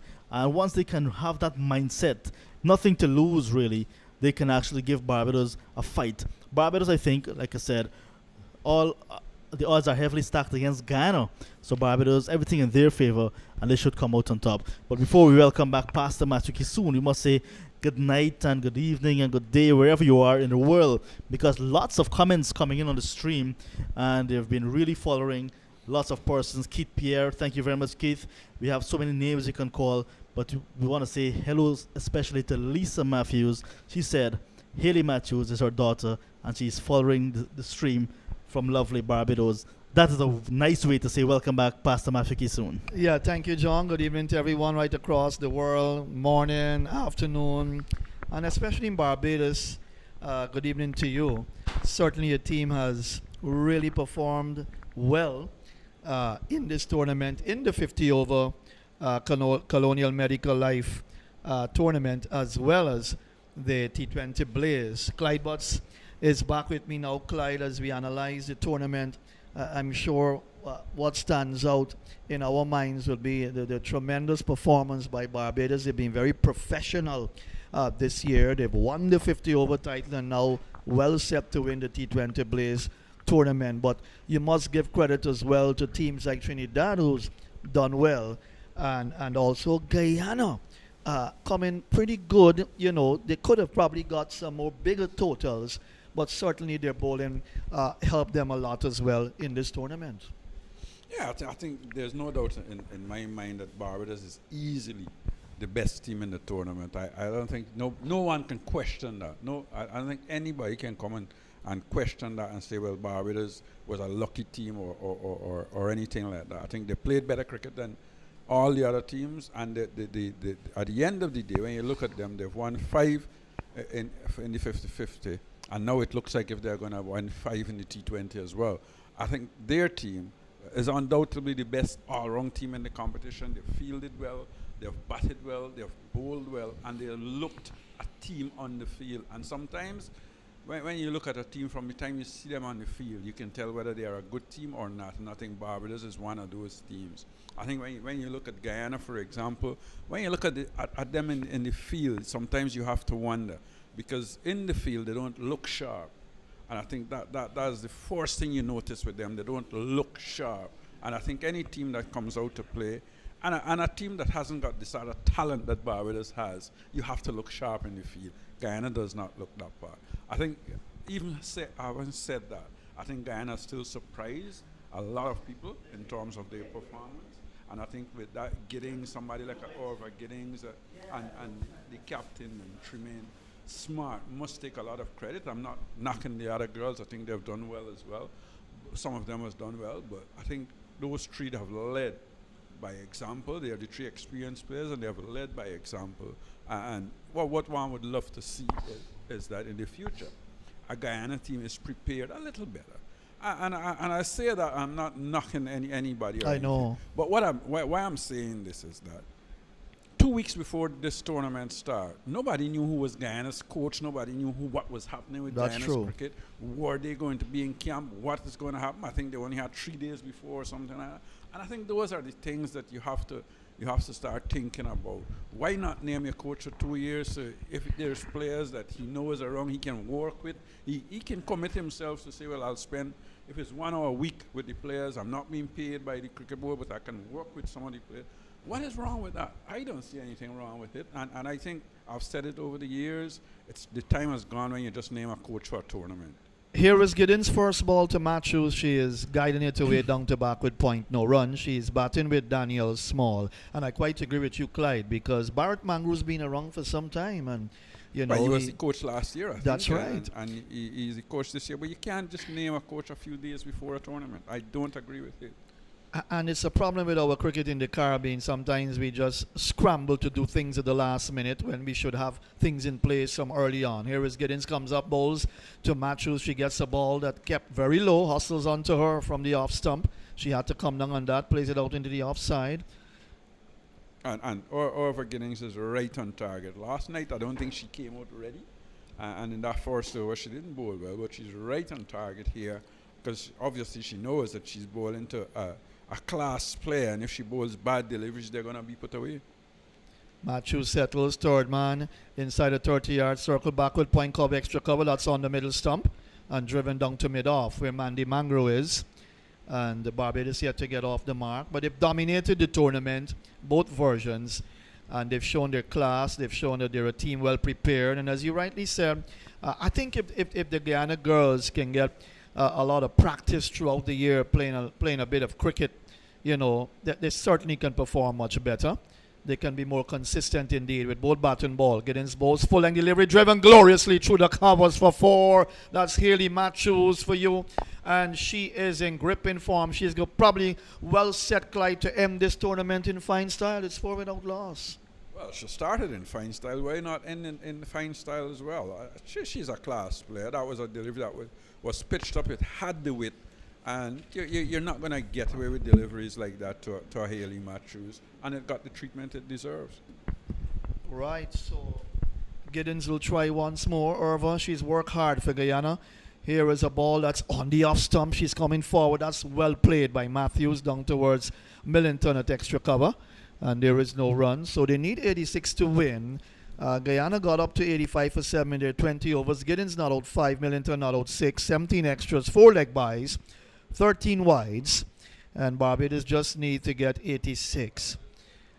And certainly well set to be crowned champions, taking over from Jamaica. Here is a ball that's driven down towards cover for looks like Schultz who picks up. She feels the first over comes to an end. It's 4 without loss. It's Cricket West Indies Women's T20 Blaze from Providence. That was a fairly decent over from Orva Gaines, getting the ball to actually swing back into the right-hander. She is bowling left arm around the wicket, angling the ball back into to the batsman. A slightly round arm action as well, looking to aim the ball back. And she has done that, and she has been a good servant for Guyana. She's done well this year. She's bowled her heart out and has gotten her rewards. I think she's got some 9 wickets before this game. So she has bowled well. She's done the job for Guyana, and she has led from the front as a senior player. And Clyde, as Grimman gets ready to come in, Shanetta Grimman, the off spinner. Well, Millington actually is coming in to bowl. Is it Grimman? Okay. So Millington will certainly look to do battle here. But Clyde, I'm going to ask you a question because, the question is, what can the ladies and what can Cricket West Indies or women's tournament in the region take out of this tournament this year being played here in Guyana and coming to an end now? Here is a ball to Danielle Small that comes into her. She's forward, pushes it out back to the bowler, and there is no run. So what can teams take from this tournament, and what can CWI do to improve women's cricket in the region? Here is a ball that's outside the off, some turns into the batsman. She's back, steers it out towards Campbell at backward point, no run. Take a page out of the book of the Barbados team. All the teams should be looking to emulate what Barbados has done, and the first aim is to try and beat Barbados, and the only way you're going to beat Barbados is by producing better teams. Millington bowls on the off stump, played away towards cover, and there is no run. So Millington opening with Giddens, 4 without loss in over number 2. And that's good. That's a good assessment of the situation, Clyde. You've got to beat the top team. You've got to be the team that has shown that they want to play cricket and play well. That's outside the off stump. Good delivery to Danielle Small, just outside the off stump, taken by the keeper, no run. There must be some cricket for women in each territory in the region. Whether it's a 4-team competition you have in Guyana, the Leewards, the Windwards, or what. And there must be consistent cricket. These girls must play cricket throughout the year or when time is available, because of course you have to take weather into consideration. But there must be programs for those girls even when the weather is bad, so that they can improve in terms of their fitness. That's tossed up, looks for the big drive, misses a shot taken by the keeper, no run. And Clyde, what about the Windwards and the Leewards? Obviously we'd want them to improve in the years to come, but the Windwards coming out with a little consolation victory against the Leewards, the 2 bottom place sides. Here was a ball on the off stump, turning into Danielle Small as Millington's first over comes to an end. 2 overs gone, 4 without loss, 4 to the opener, that's Matthews. And certainly Barbados will be looking to win this game easily. So we're talking about the Windwards and the Leewards. A little consolation victory for the Windwards, but I'm sure all the women around the Caribbean and the world would want to see the Windwards and the Leewards improve in the years to come. We want to see all the teams in the region improve, not only the Windwards and the Leewards. Of course, the Windwards and the Leewards are much more difficult in terms of how their tournament or how they pick their teams and so on, whether they have an inter-island tournament in the Windwards and the Leeward Islands and so on. It's much more difficult for them than the other territories. So Giddens comes up over number 3, bowls to Matthews. She gets the ball that she is defensively forward to, pushes it into the offside, and there is no run. Yeah, that was a good delivery. That was pitched outside the off stump. Matthews was opening up, trying to hit that through the offside. It came back at her, and she had to adjust and defend, and she defended well. Barrett Mangrove said that the strength of the Guyana side obviously is their bowling. Well, they certainly need that strength to come to the table now. Here is Matthews getting inside her stumps and is sweeping that. Top edging it down towards the short fine leg area. There's a feel out there, and she comes through for the single, and that will be 1 more to her total. She's gone up to 5 now, 5 without loss. Well, I think Matthews trying to counter the swing of Orva Giddens because she's swinging the ball back from outside. She walked across her wicket, was looking to lap it more behind square and didn't get it how she would have like. Got a top edge, probably lucky didn't go straight to Smart in that short fine leg position, and she got a single for it. Right, so it's 5 without loss. Danielle Small comes in to strike, the other opener. Let's watch Giddens bowling left hand. Round the wicket comes up, Bosa Small. That's a ball that's of a full length delivery. She's onto the front foot and on drives off the inner portion of the bat down towards Schultz. Straight mid wicket, and there is no run. And of course, Matthew, the big issue is always going to be money. Where would the money? Where is the funding going to come from? For example, for Windward Islands to have their Windward Islands tournament, to have programs and so on. And those are the facts of life that we have to deal with. Here is a ball that strikes her on the pad. That must have been angling down the leg side. And coming forward was Daniel Small, taking on the pad. That must have been missing leg stump. Clyde, the score is kept on 5 without loss. Yes, there was no doubt that was going to miss leg stump. It was over Giddings is bowling left arm round the wicket, bowling from wide of the crease, angling the ball back in. That swung back a little, and it went with the arm as well. And it was always going to be the leg stump. Giddens tries once more from the northern end. The media center end comes up, also small drives down towards mid-off where Mandy Mangro is. And there is no run. 5 without loss. Clyde, it's a good time for me to say thanks to every one of you for this time we've spent together in commentary in the 50 over and the T20 You sure you as want well. to say that? Why not? Okay, It's been I'm good. just curious. It's Just- been good just working with curious. you guys, yourself, Inderjeet and John. Here is a baller. She's driving off the inner portion of the bat down towards the short backward square area. And she doesn't get a run. She's kept on naught. It's 5 without loss. Irva Giddens' second over comes to an end. 3 overs gone, 5 without loss. It's CWI Women's T20 Blaze from Providence. A little bit more from Clyde. Well, that was a good over from Orva Giddings, getting the ball to angle into to both batsmen, causing them some trouble. We did see Matthews try to counter that by walking across her stump, looking to play a lap sweep.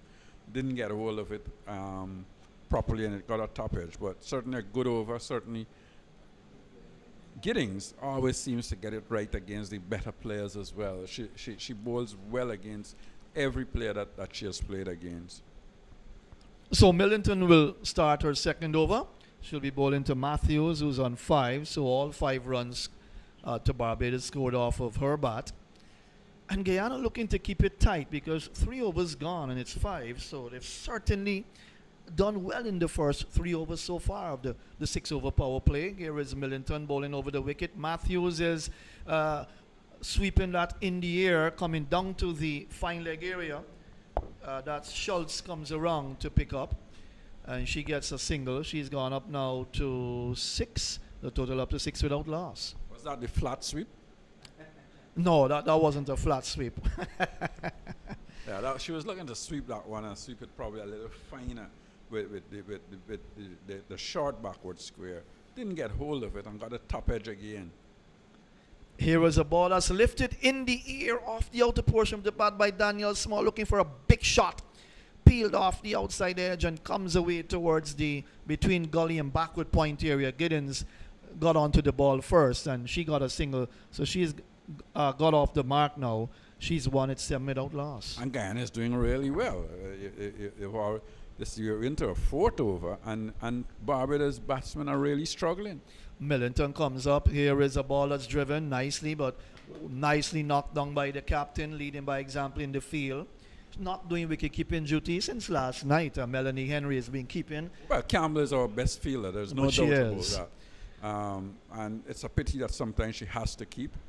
Millington comes up again, looking to pull that down the leg side. Wide call by the umpire. 1 extra now. Extras will start off for Guyana in terms of the bowling department. It's 8 without loss. She's the best keeper and she's the best fielder in the team. Matthews bowls on the leg stump. That's played away down to mid wicket. Mandy Mangro fields, and the score is kept on 8 without loss. But certainly to everyone who's followed the tournament, thanks to all of you for being with us in the days and nights. Here is a ball that she's on the back foot to, plays into the offside. Quicker delivery from Millington. Good bowling by the spinner from the far end, and as well as Irva Giddens, who's kept it tight from this end. So the Guyanese know that they're only working with 86 runs, and their bowling has got to be spot on. Here is a ball given some air.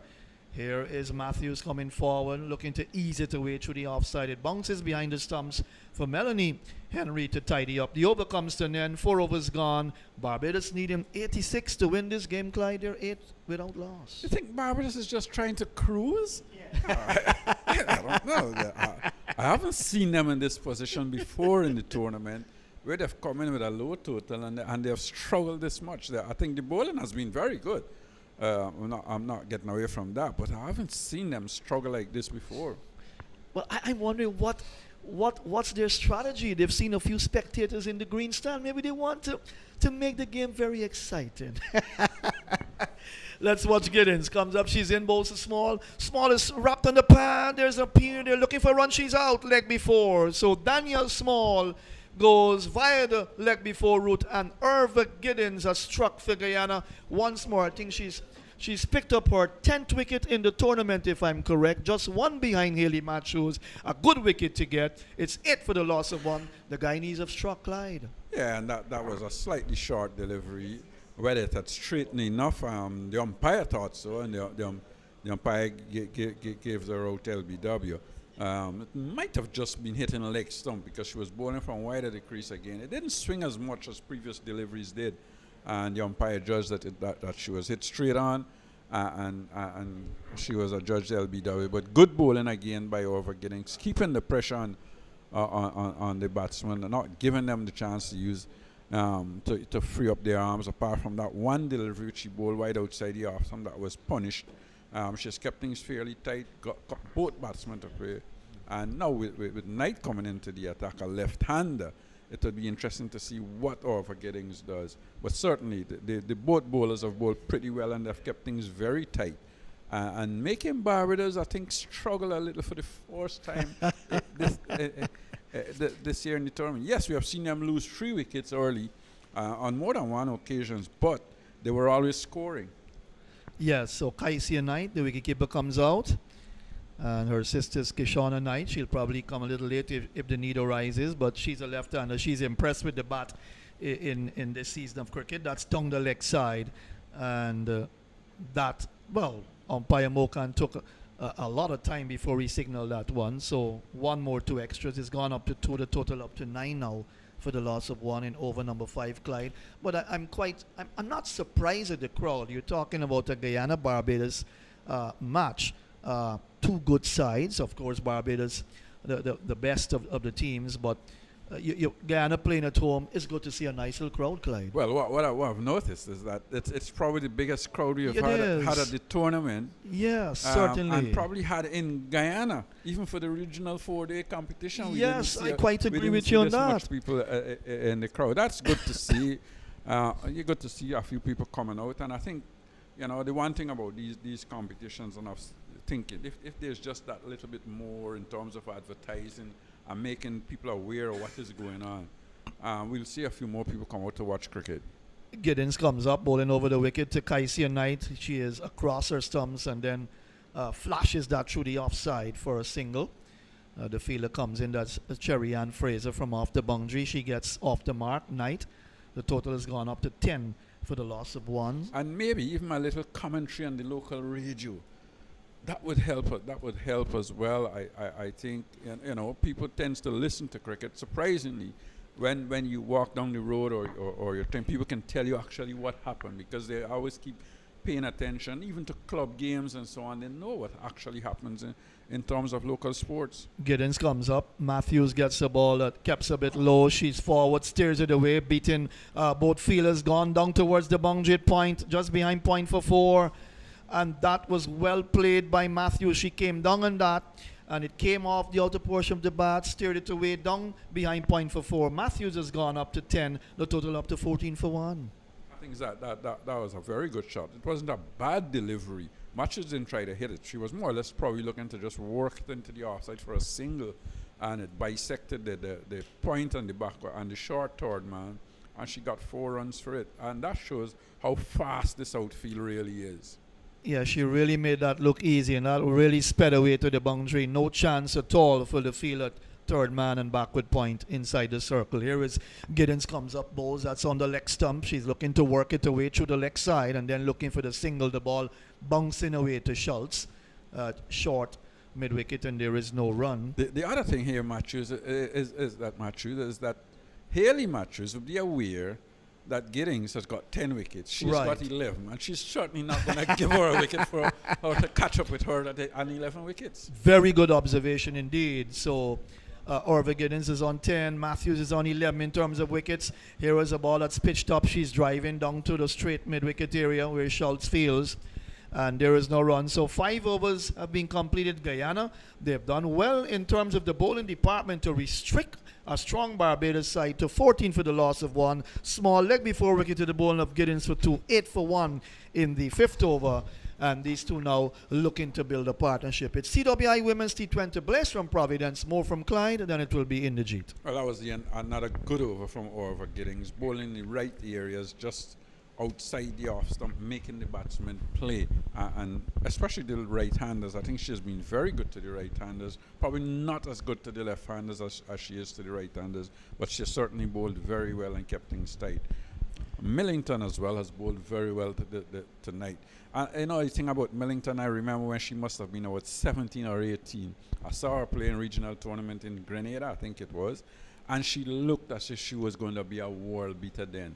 I don't think she has improved as much as one expected. And she herself had said then that she had come to play in the tournament to take away Anissa's Mohammed spot in the West Indies team. But I don't think she has actually lived up to her expectation. So it's nice to see her actually still in the game and to see how well she has bowled tonight. I think those first 2 overs were well bowled because she was bowling to somebody like a Haley Matthews, who's one of the better players of spin bowling as well. Yes, and we've just witnessed a spanking shot by the left-handed Kaisia Knight, smacking that one over the top of mid-wicket. She gets the boundary, and the left-handed Knight moves on to 5. That will take Barbados now on to 18 for the loss of 1. And these are dangerous players out in the middle. Knight steps onto the back foot, opens the face. That's a delicate shot, and she collects a single. She now moves on to 6. And the score moves on to 19 for the loss of 1. So they're taking their time about it. We haven't seen anything stupid whatsoever by the Barbadian girls. Of course, it's not a huge total they're going after. They're looking for 86. So it gives them the luxury to settle in. Millington comes in, bowls to Matthews, and she's squeezing this one past the keeper. Orva Giddens is after it. She collects and will send the return in. A good return. Haley Matthews get 2 more. She moves on to 12. It's now on to 21 for the loss of 1. Well, I think she was looking to run it down to third man. I don't think she was looking to run it down that fine. I think it more or less come off the outer half of the bat, and she got 2 runs. Well bowled by Millington.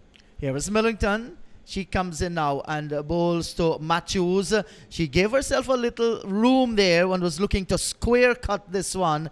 Didn't make contact. The ball kept just a trifle low. It went by into the gloves of the keeper. That's Melanie Henry behind the stumps. Here is Millington to Matthews. She comes forward, drives down towards long on. Gets her 13 to run. And this will take Barbados now on to 22 for the loss of 1, and the runs are just beginning to flow from the bat of the Bajans. I think Guyana has to take wickets, and remembering what happened last night, I'm probably a little surprised that they haven't brought the bowler that make a lot of the difference in last night's games, and that is Melissa Grim. You're talking about Grimond? Thompson. I think Thompson last night with Giddings is the one who actually won us that game. Because she came on and bowled 4 overs, bowled very tight, kept things very tight, and got 2 quick wickets as well. And with Orva Giddings getting 2 wickets in consecutive balls, those are the 2 players that really won us the game last night. Well, let's see. And now we're going to have that's Grimond. She has been given the ball with the score on 22 for the loss of 1. 6 overs gone. Casey and Knight is on 6.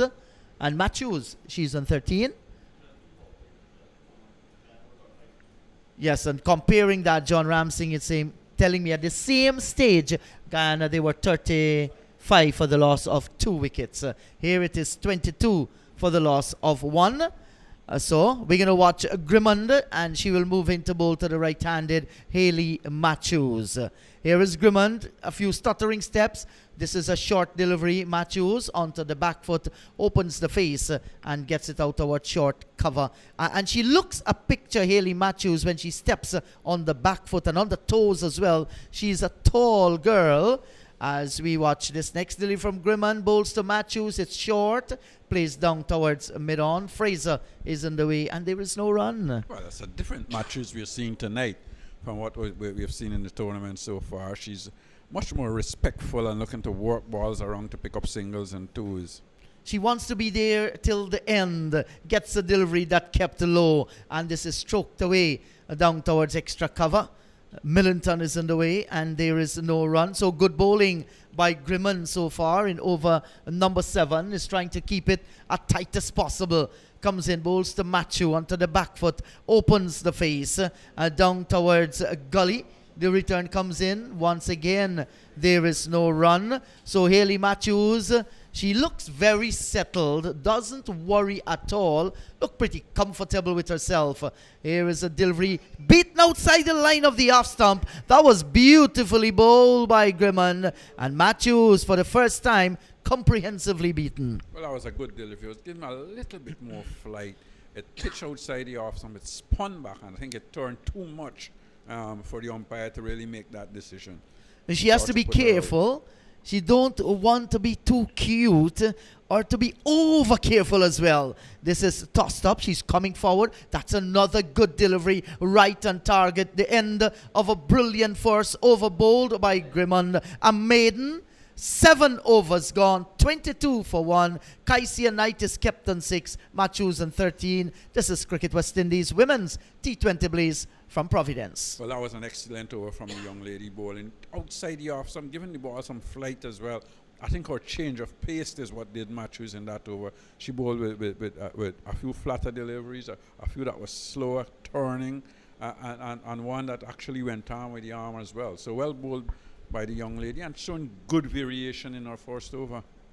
Yes, and I'd like to say hello once again to all our viewers. Thanks for all those messages that are coming in, and lots of message in support of the Guyana team, in support of the Barbados team as well. So hello to you wherever you are. And Mandy Mangro, the right arm off spinner, now will be bowling to the left-handed Kaisia Knight. 22 for 1. Over number 7 is about to be started. Here is Mangro. She comes up, bowls to Knight. Back she goes, and looking to stare one outside the line of the off stump and not making any contact. Yeah, well bowled by Mangro coming into the attack. Bowling a little flatter, quick outside the off stump. And the batsman, I think, was beaten with the pace that delivery had. It was quick. Here is Mangro once again. She comes up and bowls to Knight. This is well tossed up, and she's cutting. That's a good looking shot. It's going to race away close toward the boundary. Nice sliding tackle. The return comes in from Charmaine Campbell. She's just brilliant in the field. Sends the return in, but can't prevent the second run. Kaisia Knight moves on to 8. It's now on to 24 for the loss of 1. Yeah, Campbell again. I think she's the only one out in the field who would have saved a third run in that position. I don't think there's any other girl in that team would have saved the third run. But she's quick, and she is certainly a very good fielder. She is. Mangro bowls, and this is a swing. It peels off the bat, comes down towards a fine leg. The return comes in, and Kaisia Knight, she gets another run. Well, in fact, now umpire Kaulisar will signal the leg by. So one more to extra. It's on to 25 for the loss of 1. 25. Guyana bowling very well, keeping things tight, not giving the batsman any free runs, making this a hard, tough game for them. Here is Mangro tossing up to Matthews. She comes forward, opens the face of the bat, and gets it out into the offside field. Charmaine Campbell coming in from backward point prevented any thought of a single. So Mangro not afraid at all to give the ball a nice little loop as she comes in, bowls to Matthews. This is a flatter delivery off the back foot, spanked away, beats Campbell towards her right, got the hand onto it, and they send the return in, and they'll come back and complete 2. 2 more to Haley Matthews. She's now on to 15, and they will take the score into 27 for the loss of 1. And even then, although they got 2 runs, Matthews Campbell. certainly saved 2 runs because that would have sped out on this outfield for 4 had she not knocked that away and got to it actually because it was timed beautifully just behind point on the offside. Yes, it was timed well. So hello to our viewers in Barbados. I'm just thinking here as well that Barbados may just be playing Guyana into a number 2 position in this regional tournament because the more overs Guyana bowls to Barbados, it's going to be better for their net run rate. And when you think that Trinidad actually beat Guyana, but Jamaica beat Trinidad, Guyana beat Jamaica. So there must be some net run rates. Has to be. Working out there to see who would be number 2. And I think the way Barbados is batting and Guyana is bowling well, they could prolong this game and probably take it into the 19th over or thereabouts. Could very well happen. And here is Matthews. She comes down the track. When she gets there, Mandy Mangru might have just pulled the length back. The over has been completed. 7 overs gone. Matthews is on 15. Kaisia Knight has 8. Barbados looking for 86. They are 27 for the loss of 1. Yeah, not a good over from Mandy Mangru. Getting the ball to turn on this pitch. And this is a wearing pitch. This pitch has played quite a few 2020 games in the past couple of days. So, it's a wearing pitch. It's turning. And the spinners are obviously bowling very well on it. Bowling fairly deep, good line, good length, and keeping things fairly tight. Yes, and Guyana has done well in the field. They've done well in the bowling department as well, defending that 85. It was never going to be easy. On the other hand, what it does is to give Barbados the time to play themselves in. And Haley Matthews, she's very dangerous. And Kaisia Knight, she's out in the middle too. Very strong Barbados team. So Clyde has left me, and John has come into the analyst chair.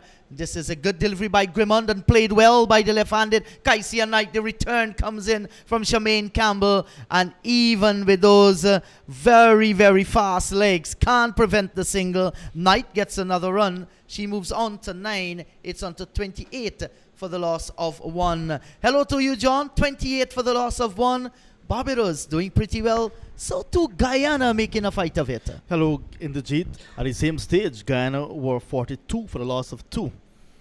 And wrapped on the pad there, coming across the line, but that might have been surely outside the line of the off stump as Matthews was looking to go down towards the deep backward square.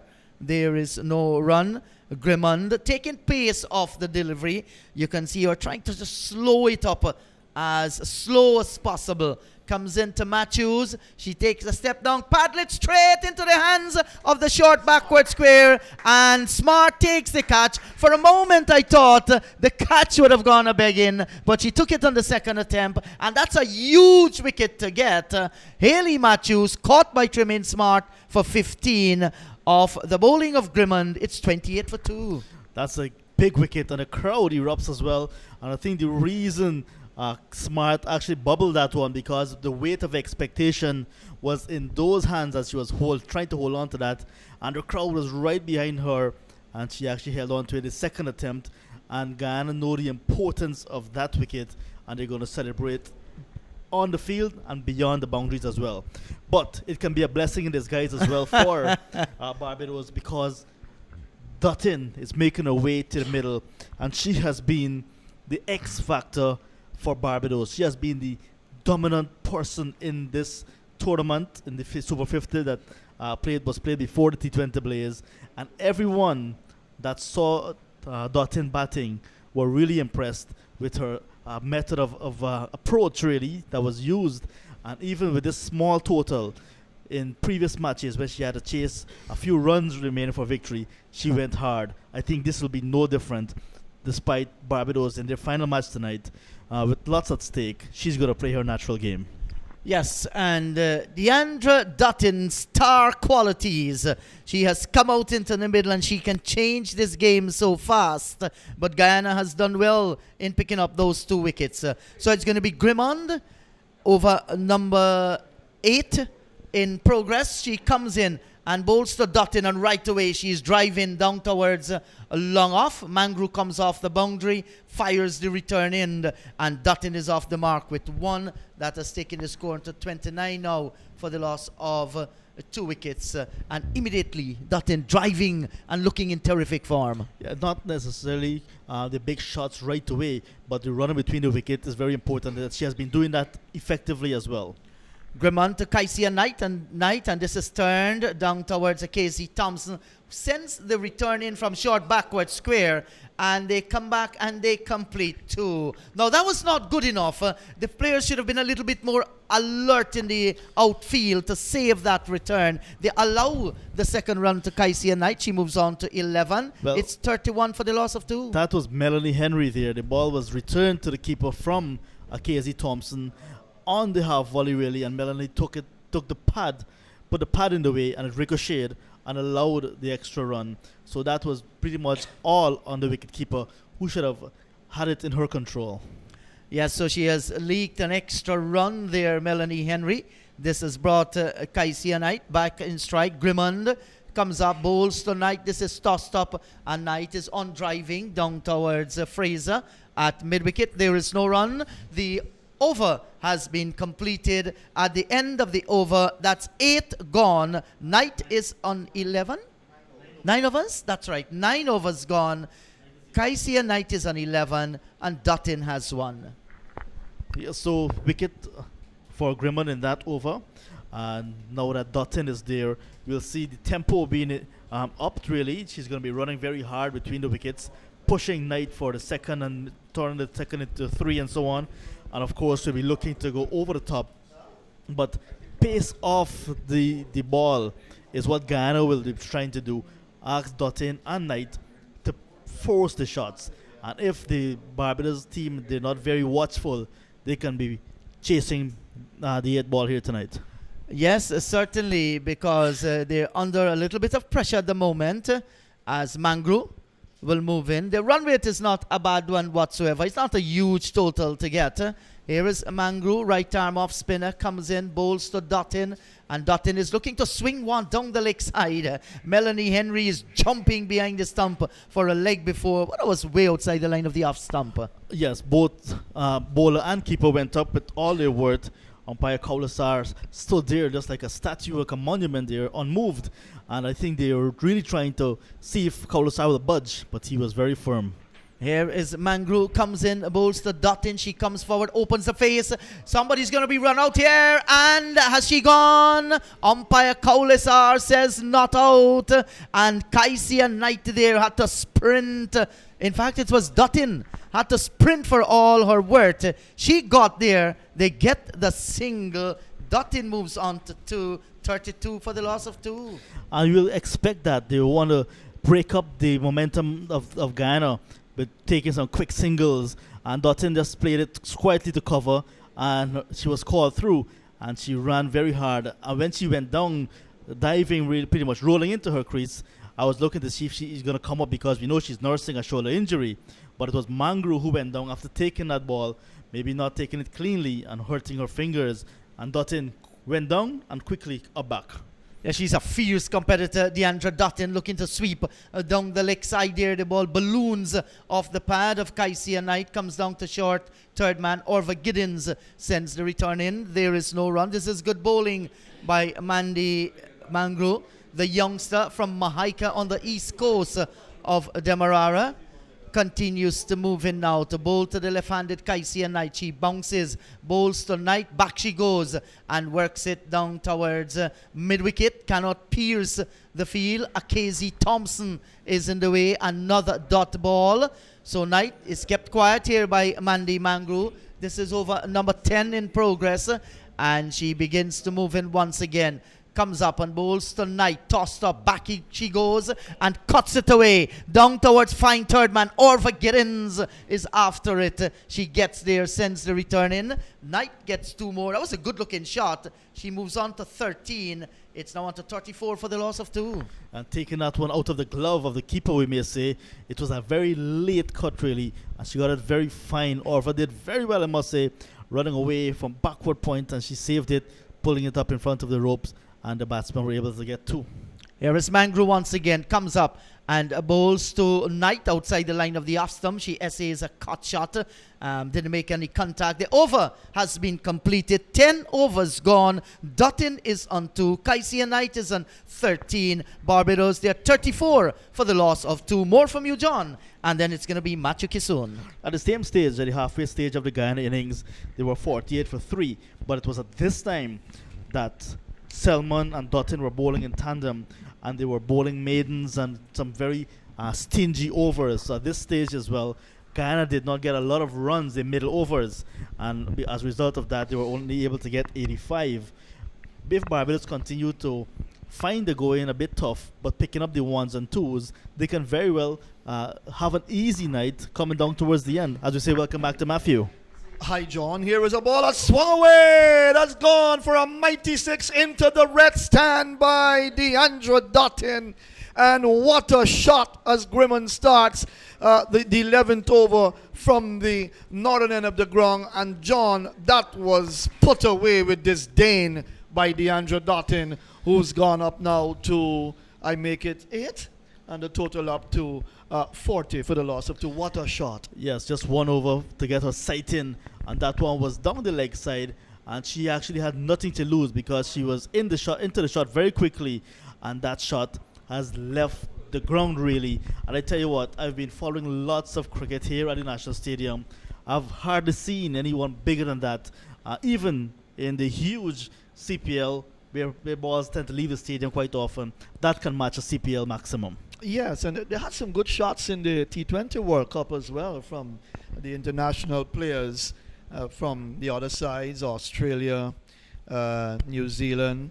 Let's watch Grimman bowls to Dutton. Dutton is forward, plays it down to mid-on where Schultz is and there is no run. So that would really have done Barbados good, that big 6 first in their innings. Let's watch a ball that's on the off stump, and she is again playing that in the air down to mid-wicket. Cherry Ann Fraser had a bit of difficulty, and in fact, you get the impression as she sends the return in that would have gone for 4. So that's 4 signaled by Mokan, Imran Mokan. She tried to get to that ball, John, but she probably misjudged the bounce, and then the ball went away. She tried to scramble into the boundary to knock it back. She was unable to do that. It's another boundary to Dutton. It's gone up to 44 for the loss of 2. Dutton favouring the onside. Cherry Ann Fraser did well to stop it initially, and then it was running away with the momentum almost into the boundary, and on the second attempt she held it back. Very close. Maybe if it had the television replays, it would have been calling to see that again. She stabs one out into the offside, and this one she's lifting in the air, coming down towards long off. I think it hit the rope, but 4 signaled by the umpire. So that's another big shot, slashing that nicely in the air and getting another boundary. And she's gone up now to 16, the total up to 48 for the loss of 2. What a shot again from Dutton. She's attacking Grimman here. Yes, getting under that one and hoisting it straight back over the head of the bowler. Feel that on a long off for spectators as the ball lands just in front of the rope. Grimman bowls to Dutton on the back foot, plays back to Grimman, and that completes her over. So Dutton has gone up quickly to, is it 16? I think she's gone up to 16. 11 overs have been completed, and Barbados now on the hunt after being pegged back after the first 10 overs. They've gone up to 48 for the loss of 2. Dutton is on 16, Knight is on 13, and John, it's been a wonderful over for Barbados. 14 runs from it, so definitely the best by far, not only in this innings but in the entire match. So 48 quickly, and the required run rate just around 4 runs and over. Once Dutton is there, it will not be a headache at all. In the previous over, she almost lost her wicket via run out, and had it been a direct hit, she would have been gone, and that could have set the cat among the pigeons in this game. Here is Mangru bowls to Knight. Knight is on the back foot and then pushes it out into the offside, picked up at cover by Schultz, and there is no run. But Kaisia Knight has done her part as well for Barbados. She's played well in the tournament, the 50 over, and now the T20 as well. She's given good support in the middle order, coming to bat at number 3. I'm impressed with her in the batting department. Here's a ball as she's looking to swing down the leg side. Is going to be a run out. In fact, the return went in from Melanie Henry to Mandy Mangru, but it went a little bit high to her. She took that in the rib area. and the battle Dottin was able to get into her ground. They're looking to prize out Dottin, John. If they don't get Dottin's wicket, the game is going to be over. Dottin want to get on with things. She was trying to get down to that strikers end to have some of Mangru.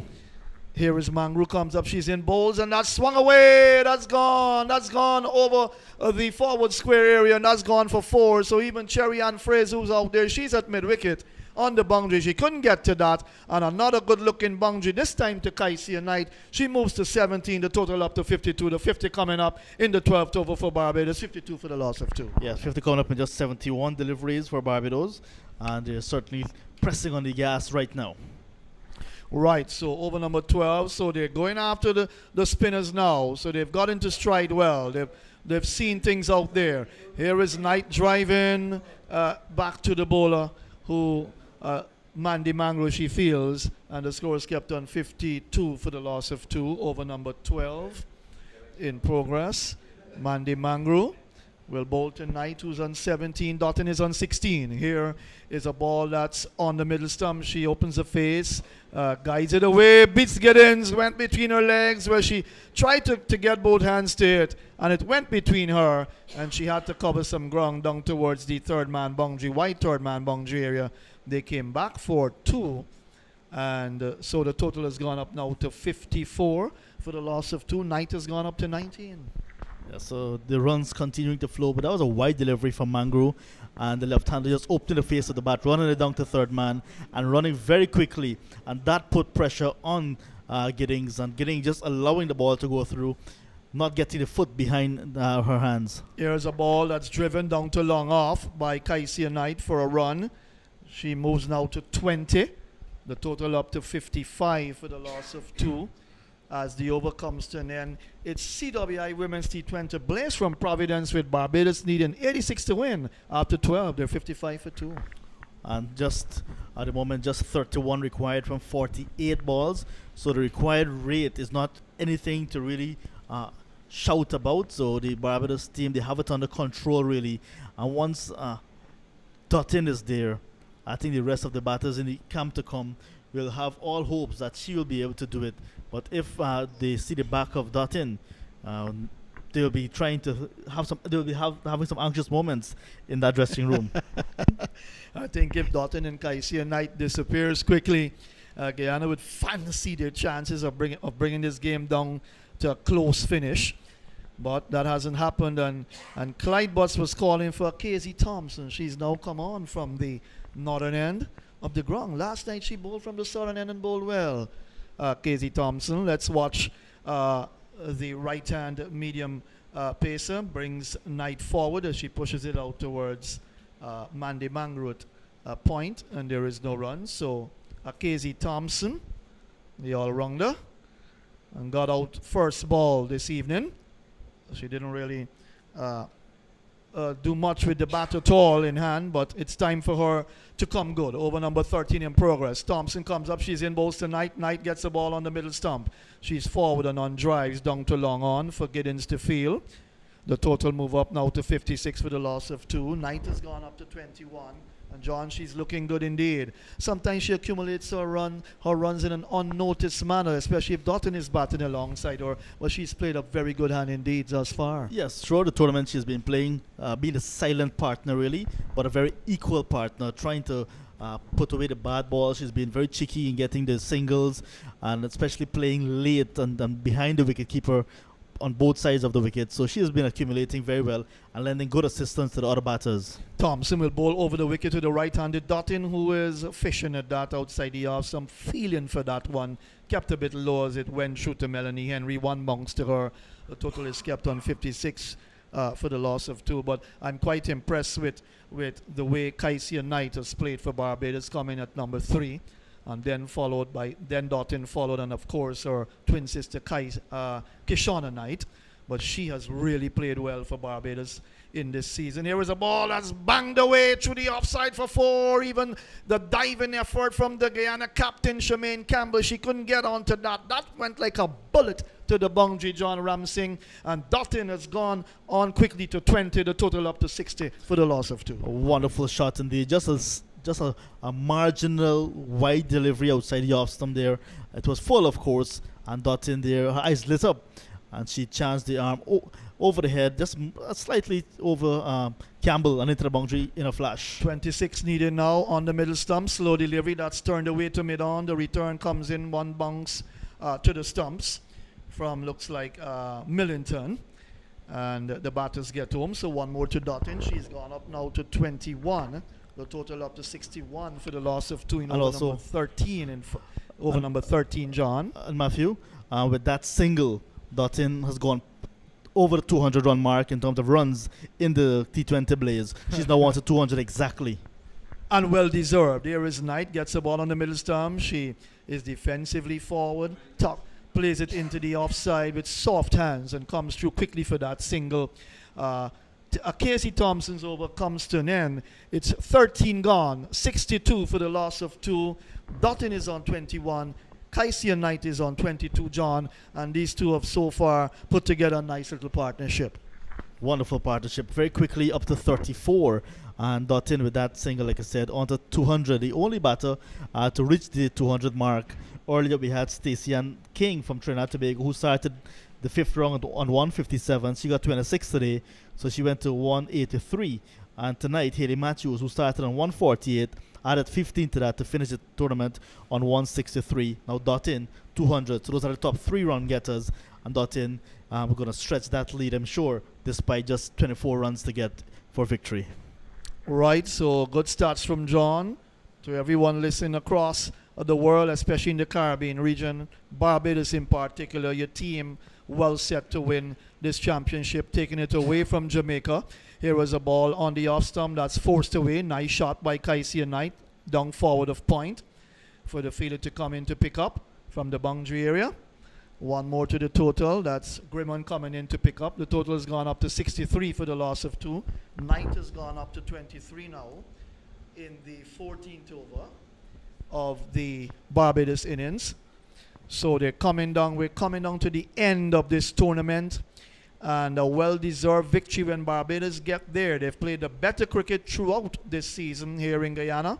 The 50-over tournament, winning that easily, and now well set to win the T20 Blaze tournament. Here is Mangru, comes up. She's in, bowls to Dottin. Dottin is lifting that over. Extra cover. That's gone for 4. That's a lovely shot by Deandra Dottin. That's a favorite from the great cricketer from Barbados and playing for the West Indies. She's gone up to 25, John. The total has gone up to 67 for the loss of 2. Power in that one as well. Just lifting it over extra cover, one bump into the boundary.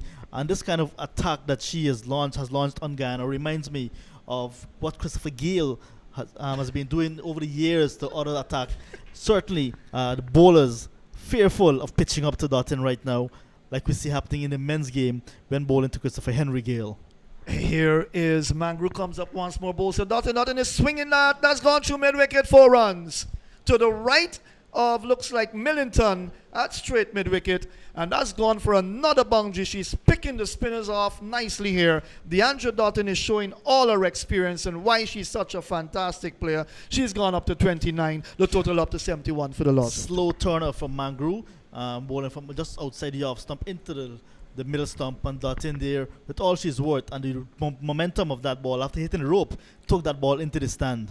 15 needed now. Here is a full-length delivery tossed up, and that's driven down towards the straight mid-on area inside the circle. Millington feels well. She doesn't get a run. She's kept on 29-71 for the loss of 2 in over number 14. Mandy Mangru bowling from the far end. So 15 needed now is going to be over very quickly if Dottin takes all those deliveries. Here is a ball as she's again swinging. That's true mid-wicket. Again a nice shot. The fielder comes around from the mid-wicket boundary to field.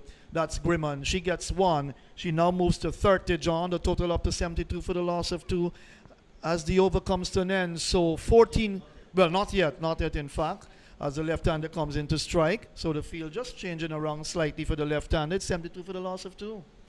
Son, one of the previous deliveries, Millington wanted nothing to do with that, despite it was a bit close to her. Here is Mangru bowls just wide of the off stump, and Knight trying to reach for that, and it came by to be taken by the keeper. Now the over comes to an end. So 14 gone. Barbados need an 86 for victory. They're what? They're 14 away. They're 72 for the loss of 2. Dottin is on 29, I make it. And 23 to Kaisia Knight. Yeah, Dottin on 30 and going very well. 16 deliveries, 5 fours and 1 6 so far. Just faced 6 dot balls. And like I said, like I was saying in the last over, the ball that was hit to mid-wicket was actually close enough for Millington to perhaps go for a catch, and she wanted nothing to do with that. She allowed it to go by as a spectator. Thompson comes up, balls to Dottin, big swing, misses outside the off stump, and taken by Melanie Henry, who was trying to underarm return into the stumps. Maybe thought Dottin, in going for that swing, would have just stepped out of her crease. The score is kept on 72 for the loss of 2. She's on 30, 23 to Kaisia Knight, and these two always play well together. They're accustomed to putting up big partnerships. Here is a ball that beats her outside the offside. She's looking to play a flashing shot through the offside. Missed the shot taken by the keeper. The score is kept on 72 for That's a 2. bit of a lazy shot, I would say, from Dottin, playing over that delivery very quickly. A bit slow, much slower from Thompson. Not the type of pace that Dottin would like. And I think now that she has seen 2, and she knows exactly what the bowler is going to offer, she will back herself for a big one. Thompson comes up, bowls again. She's looking to play that through the offside. Missed the shot taken by the keeper again. Good bowling by Casey Thompson. The pace of the deliveries, and I was hoping that from a Guyana standpoint that they would have been doing that throughout the innings, but I think with Dottin there, even when it's very slow and she get a good measure of it, it will not be good enough for her. Thompson comes up once more, bowls to Dottin. That's a full toss. She was looking to sweep that to wrong backward of square. It was angled into the leg stump. She missed the shot. It bounced away into the leg side. And the score is kept on 72 for the loss of 2. So we're coming on to the end of the tournament, John. It's been well done by Guyana in terms of hosting this tournament, both the 50 over and now the T20 Blaze. And Guyana always does well in terms of these tournaments. Here is a ball that she takes the bottom hand away and got it out towards the mid-wicket area. She played the shot. They're coming back for a second. So good running between the wickets. She's very sharp, very quick between the wickets, both of these batters. She gets 2 more. She's gone up to 32. It's 74 for the loss of 2, John. They just need some 12 now to win this game. They're 2 hits away. They can look at it that way. Especially once Dottin is on strike, they will back themselves for that. Here is Thompson, comes up, bowls to Dottin, gets a slow delivery outside the off stump, a full length delivery, and she was looking to force that through the offside. Missed the shot, taken by the keeper. The over comes to an end, 15 gone, and the Barbados need an 86 to win. They're 12 away, they're 74 for the loss of 2.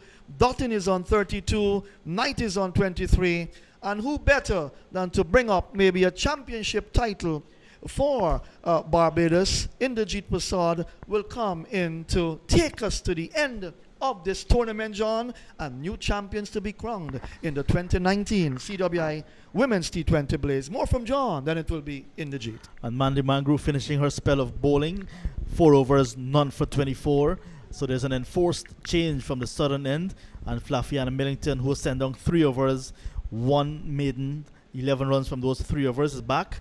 And she's going to be bowling to Kaisia Knight. Knight is on 23, and the partnership so far is 46, getting closer to 50. Hello, Inderjeet. Hello, John. Here is Millington to bowl to Knight. She steps on the back foot, gave herself room, gets a single down towards cover. And Knight will move on to 24. Takes Barbados closer home. They are now on to 75 for the loss of 2. And this is going to be a resounding victory. Barbados actually, John, they're separating the women from the girls here tonight. Well played throughout. They've been dominant in every department, and they've been getting the rewards. Millington outside the line of the off stump, and Dottin just stands there, puts the bat on it, and drops it away where Gully would have been. The return comes in from a Casey Thompson. There is no run. So Dottin, she wants to end this one with some 6s. That's the impression you're getting. Millington to Dottin down the track. She swings it. That's going to go away down towards the mid-wicket boundary for 4. This is how Deandra Dottin wants to end it. She moves on to 36, and that will take the score to 79 for the loss of 2. And a fifth partnership coming up with that ball. Full delivery, and she was dancing into it. Fifth partnership from 42 deliveries, Knight 15, and Dutton 36 in that partnership. Yes, so they're looking for 7 runs more for victory. There are 8 wicket standing, and lots of deliveries to be bowled. Dutton goes into her stands once again as we watch this delivery from Millington. Short, she gave herself room, and that was dangerous there, looking for the cut shot. It went into the gloves of the keeper, and there is no run. Yes, good comeback delivery, just holding it up a little bit. Some more air and outside the line of the off stump, allowing it to spin, and Dutton trying to late cut, made no contact. Millington to Dutton. This time she comes forward, opens the face, gets it out to Mangrew, running away to her left from backward point, and there is no run. So she's not in a hurry. She wants to end this with a maximum. You can feel it. That's the way she's thinking. Here is Millington, bowls to Dutton, short, down the track. She smashes it, doesn't get it the way she wants it, gets it down towards long off. She takes a single, moves on to 37. It's now 80 for the loss of 2, and 16 overs gone. 80 for the loss of 2. Barbados, they're looking for a further 6 runs. And that's now Dutton is going to be back on strike. You've been saying that she wants to end it with a maximum. She will have the opportunity now when Casey Thompson will be bowling her 3rd over. The last over, Casey Thompson kept Dutton quiet. Just a double she got in that, and other than that were 5 dot balls. So it's going to be a nice little contest. And Millington finishing her over and her spell. 4 overs, 1 maiden, 17 runs, no wicket. And not bad returns at all. And now that Dutton is there, she's also looking to finish on a high. I remember the last game she had played right here at Providence.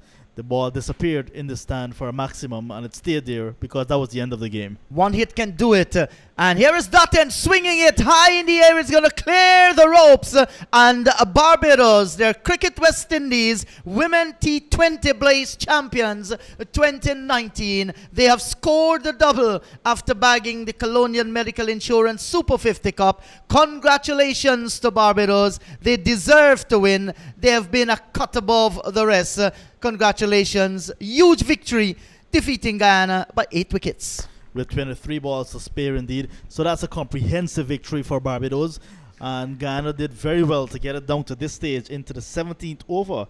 But I think once Dutton had gotten to the crease, it was going to be a formality really, chasing 86. And that's a very good innings from Dutton. 43 not out from 28 balls, 6 fours and 2 towering sixes. And nobody would have gotten close to those balls. And Casey and I did her part, 24 from 27 balls. She supported nicely in that partnership of 58, and that brought it home for Barbados. Haley Matthews, the captain, she started with small win for 1, but Matthews played a good hand for 30. She had 30 balls, 15 runs, but it was a foundation that was laid because they actually weathered the storm by the Guyana bowlers, who actually did very well at the start of the Barbados innings to keep things very quiet. 6 bowlers used, and in the end, Dutton factor winning it very well, ending the tournament with more than 200 runs, and that's a very good sign from her. She's played this tournament, I must have, with an injury. The last game she was bowling, running in very hard, and after every ball she was grimacing in pain. But it's good to see that she's finished the tournament the way she started it, in very confident fashion, both bat and ball, and of course coming up with some catches as well. So she has been the woman of the tournament in my eyes, and well deserved. Yes, certainly her performance has been very, very outstanding, and so too her team. Victory well deserved. So the ladies from the Guyana team and the Barbados team, no doubt, will be greeting each other out there. And it's good to see Barbados. They have put themselves into a nice little line and coming out to greet the Guyanese. It all tells about the love that is shared among our cricketers here in the Caribbean. Barbados, congratulations. Huge victory for them. And John, can we go across to you for the scorecard? Yeah, so Matthews caught Trimming Smart, Bowl Grimman 15. Danya small leg before Giddings for 1. Casey and Knight not out 24 from 27 balls. DeAndre Dutton not out 43 from 28 balls. And in the bowling department, we must look at the extras as well. There were 3 extras, 1 leg by 2 wides. 86 for 2, 16.1 overs. In the bowling department, Orva Giddings finished the tournament with 10 wickets, 3 overs tonight, 1 for 11. Millington, 4 overs, 1 maiden, none for 17. Grimmond, 3 overs, 1 maiden, 1 for 18.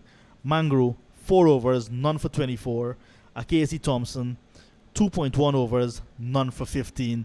Victory for Barbados by 8 wickets with 23 balls to spare. Yes, and John, it has been a long season in West Indies cricket.